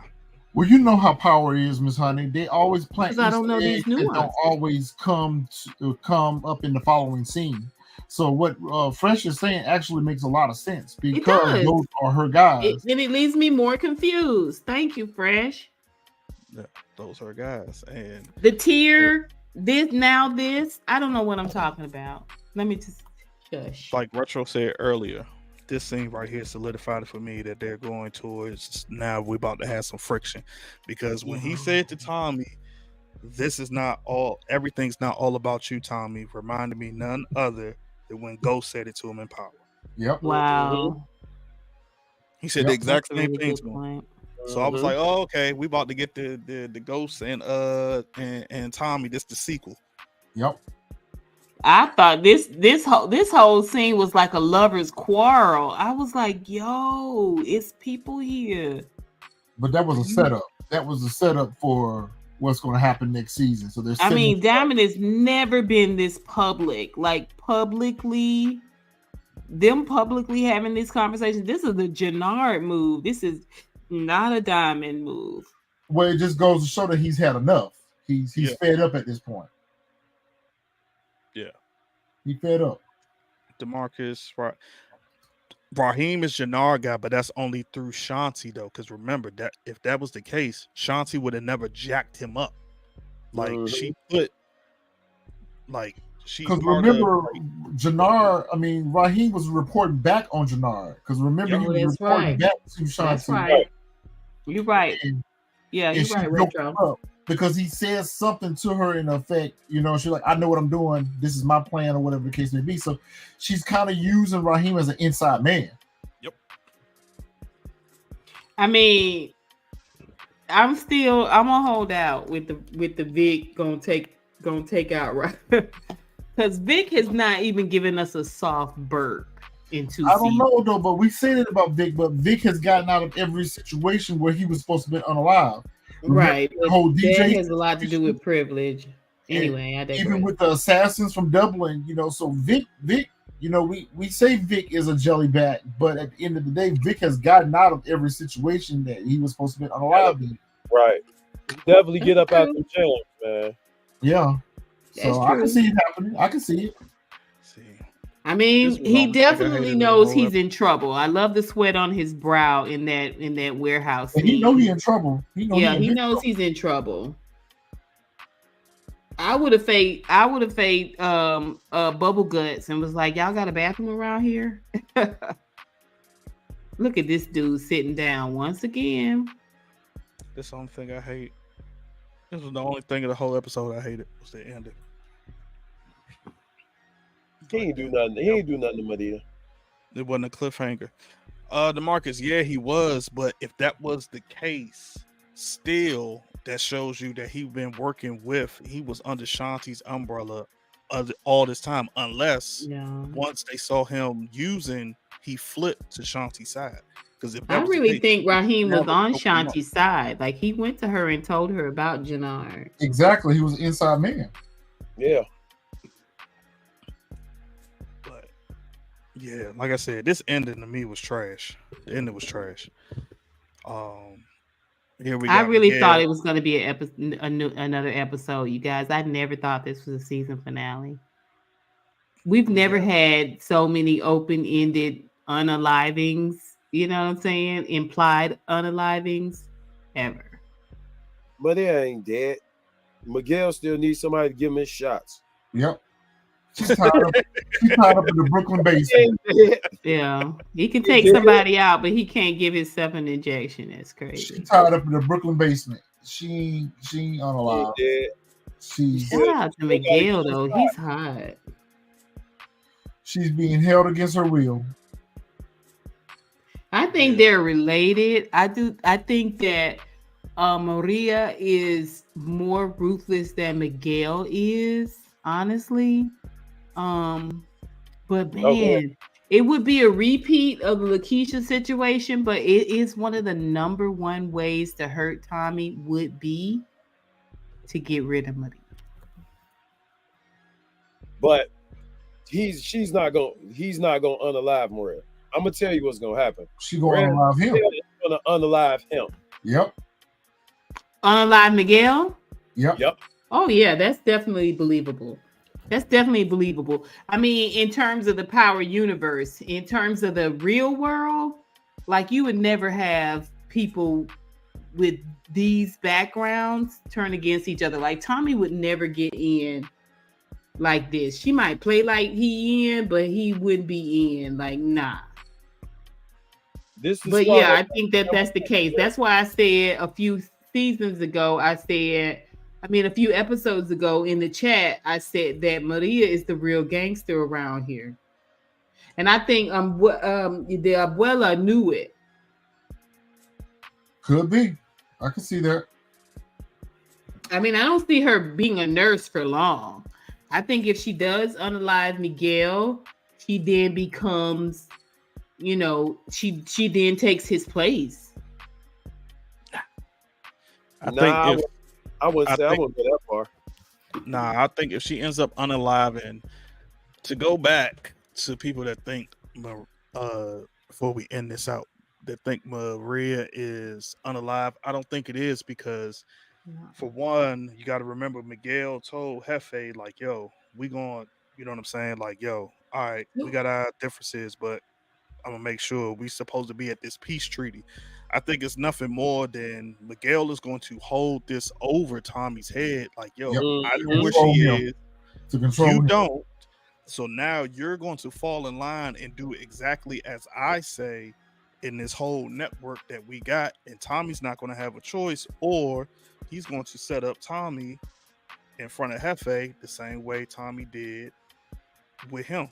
Like he's gonna set him up like, yo, I told you, we don't need this guy. Like that's what he's gonna do, because Tommy gonna be so blinded at the fact that, like, yo, I want to know where Maria is. I don't know where she's at.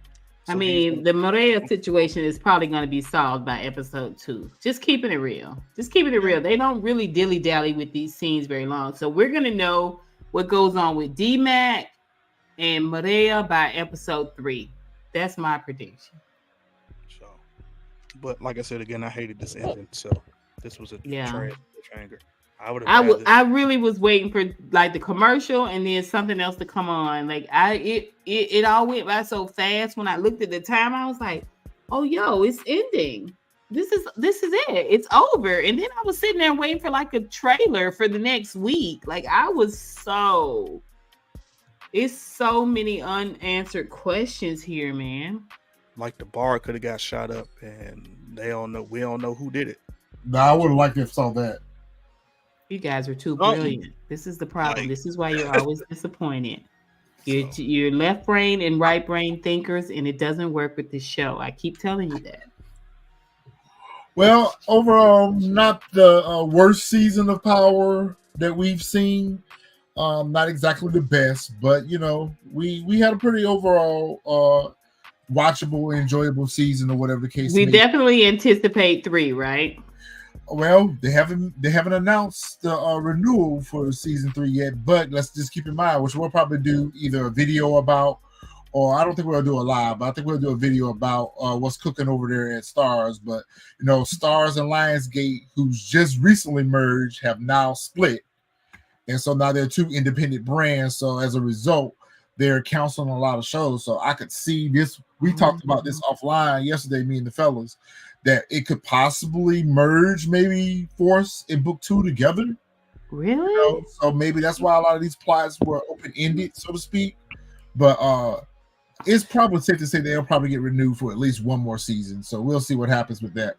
Yeah, I was going to say, I believe so, because their numbers compared to last year, way up. So I can't see them. The Force numbers?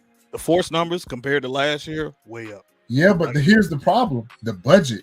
You got to think about it. They got 3 different Power shows that are really high budget shows.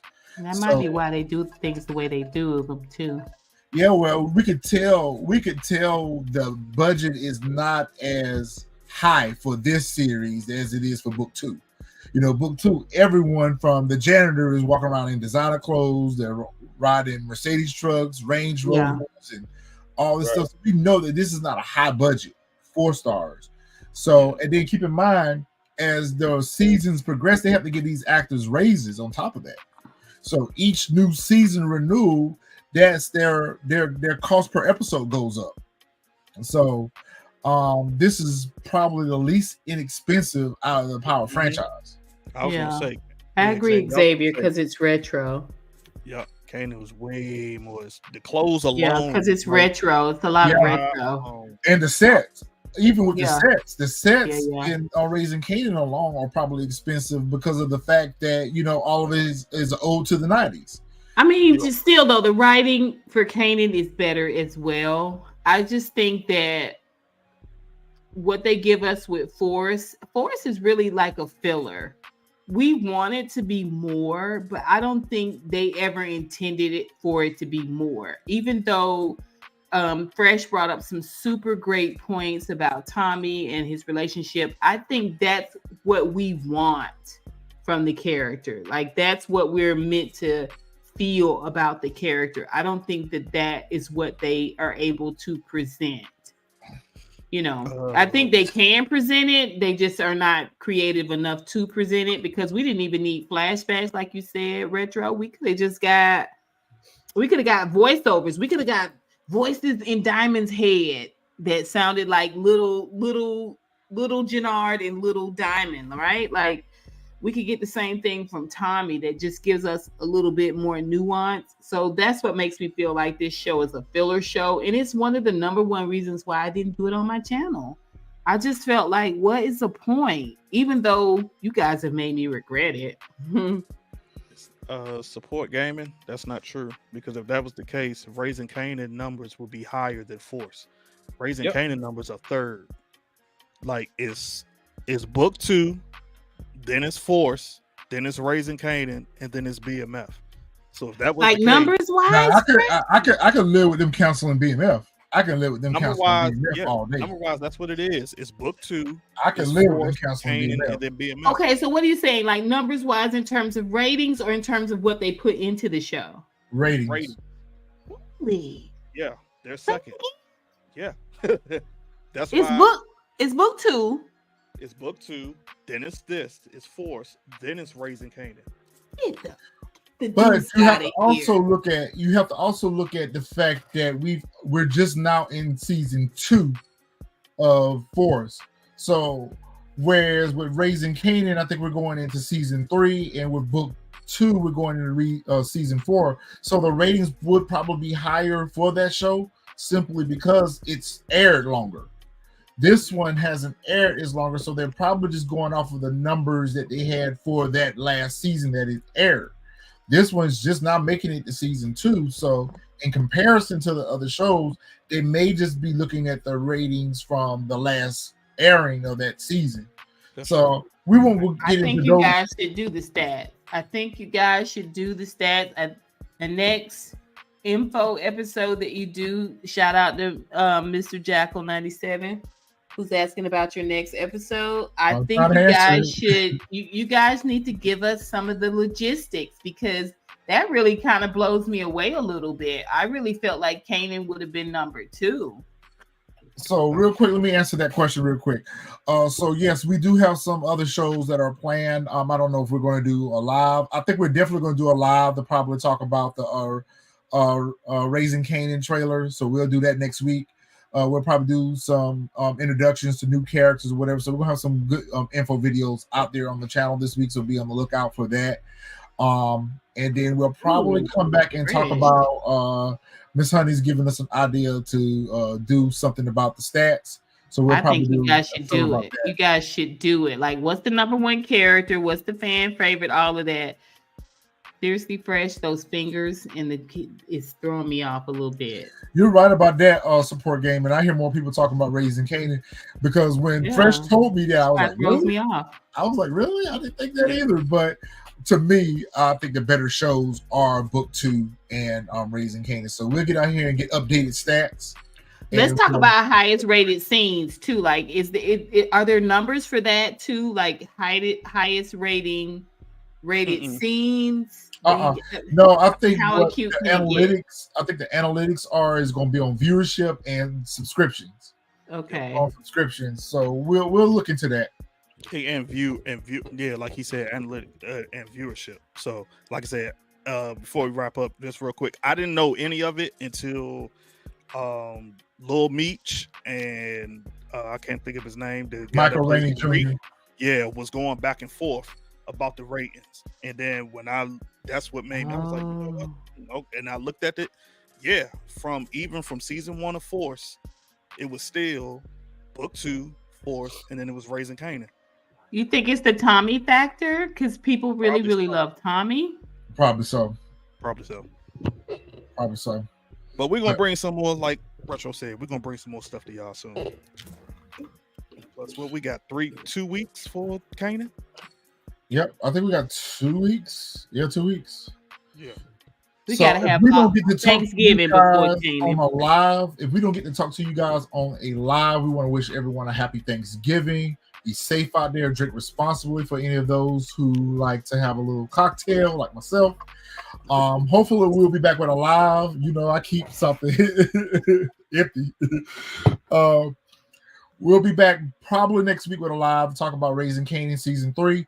So we've got some good things that we're going to put together out there. I've already seen where they dropped some of the pictures for episode 1 out there, so we'll put that out.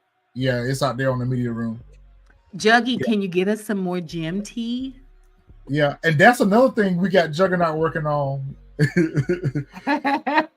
Cue the fireworks in the background, Juggernaut. Cue the fireworks. So we got some things that we're going to put out there on the channel for y'all. So y'all make sure y'all stay tuned for that. And make sure y'all like, comment, subscribe to the channel. And we appreciate y'all hanging out with us tonight. Any more housekeeping, guys? Nope. All right, guys. We will see y'all next week. Talk about Raising Kanan. Thanks, Chad. We are waiting, Miss Honey. Of course, Mr. Jackal. Yep.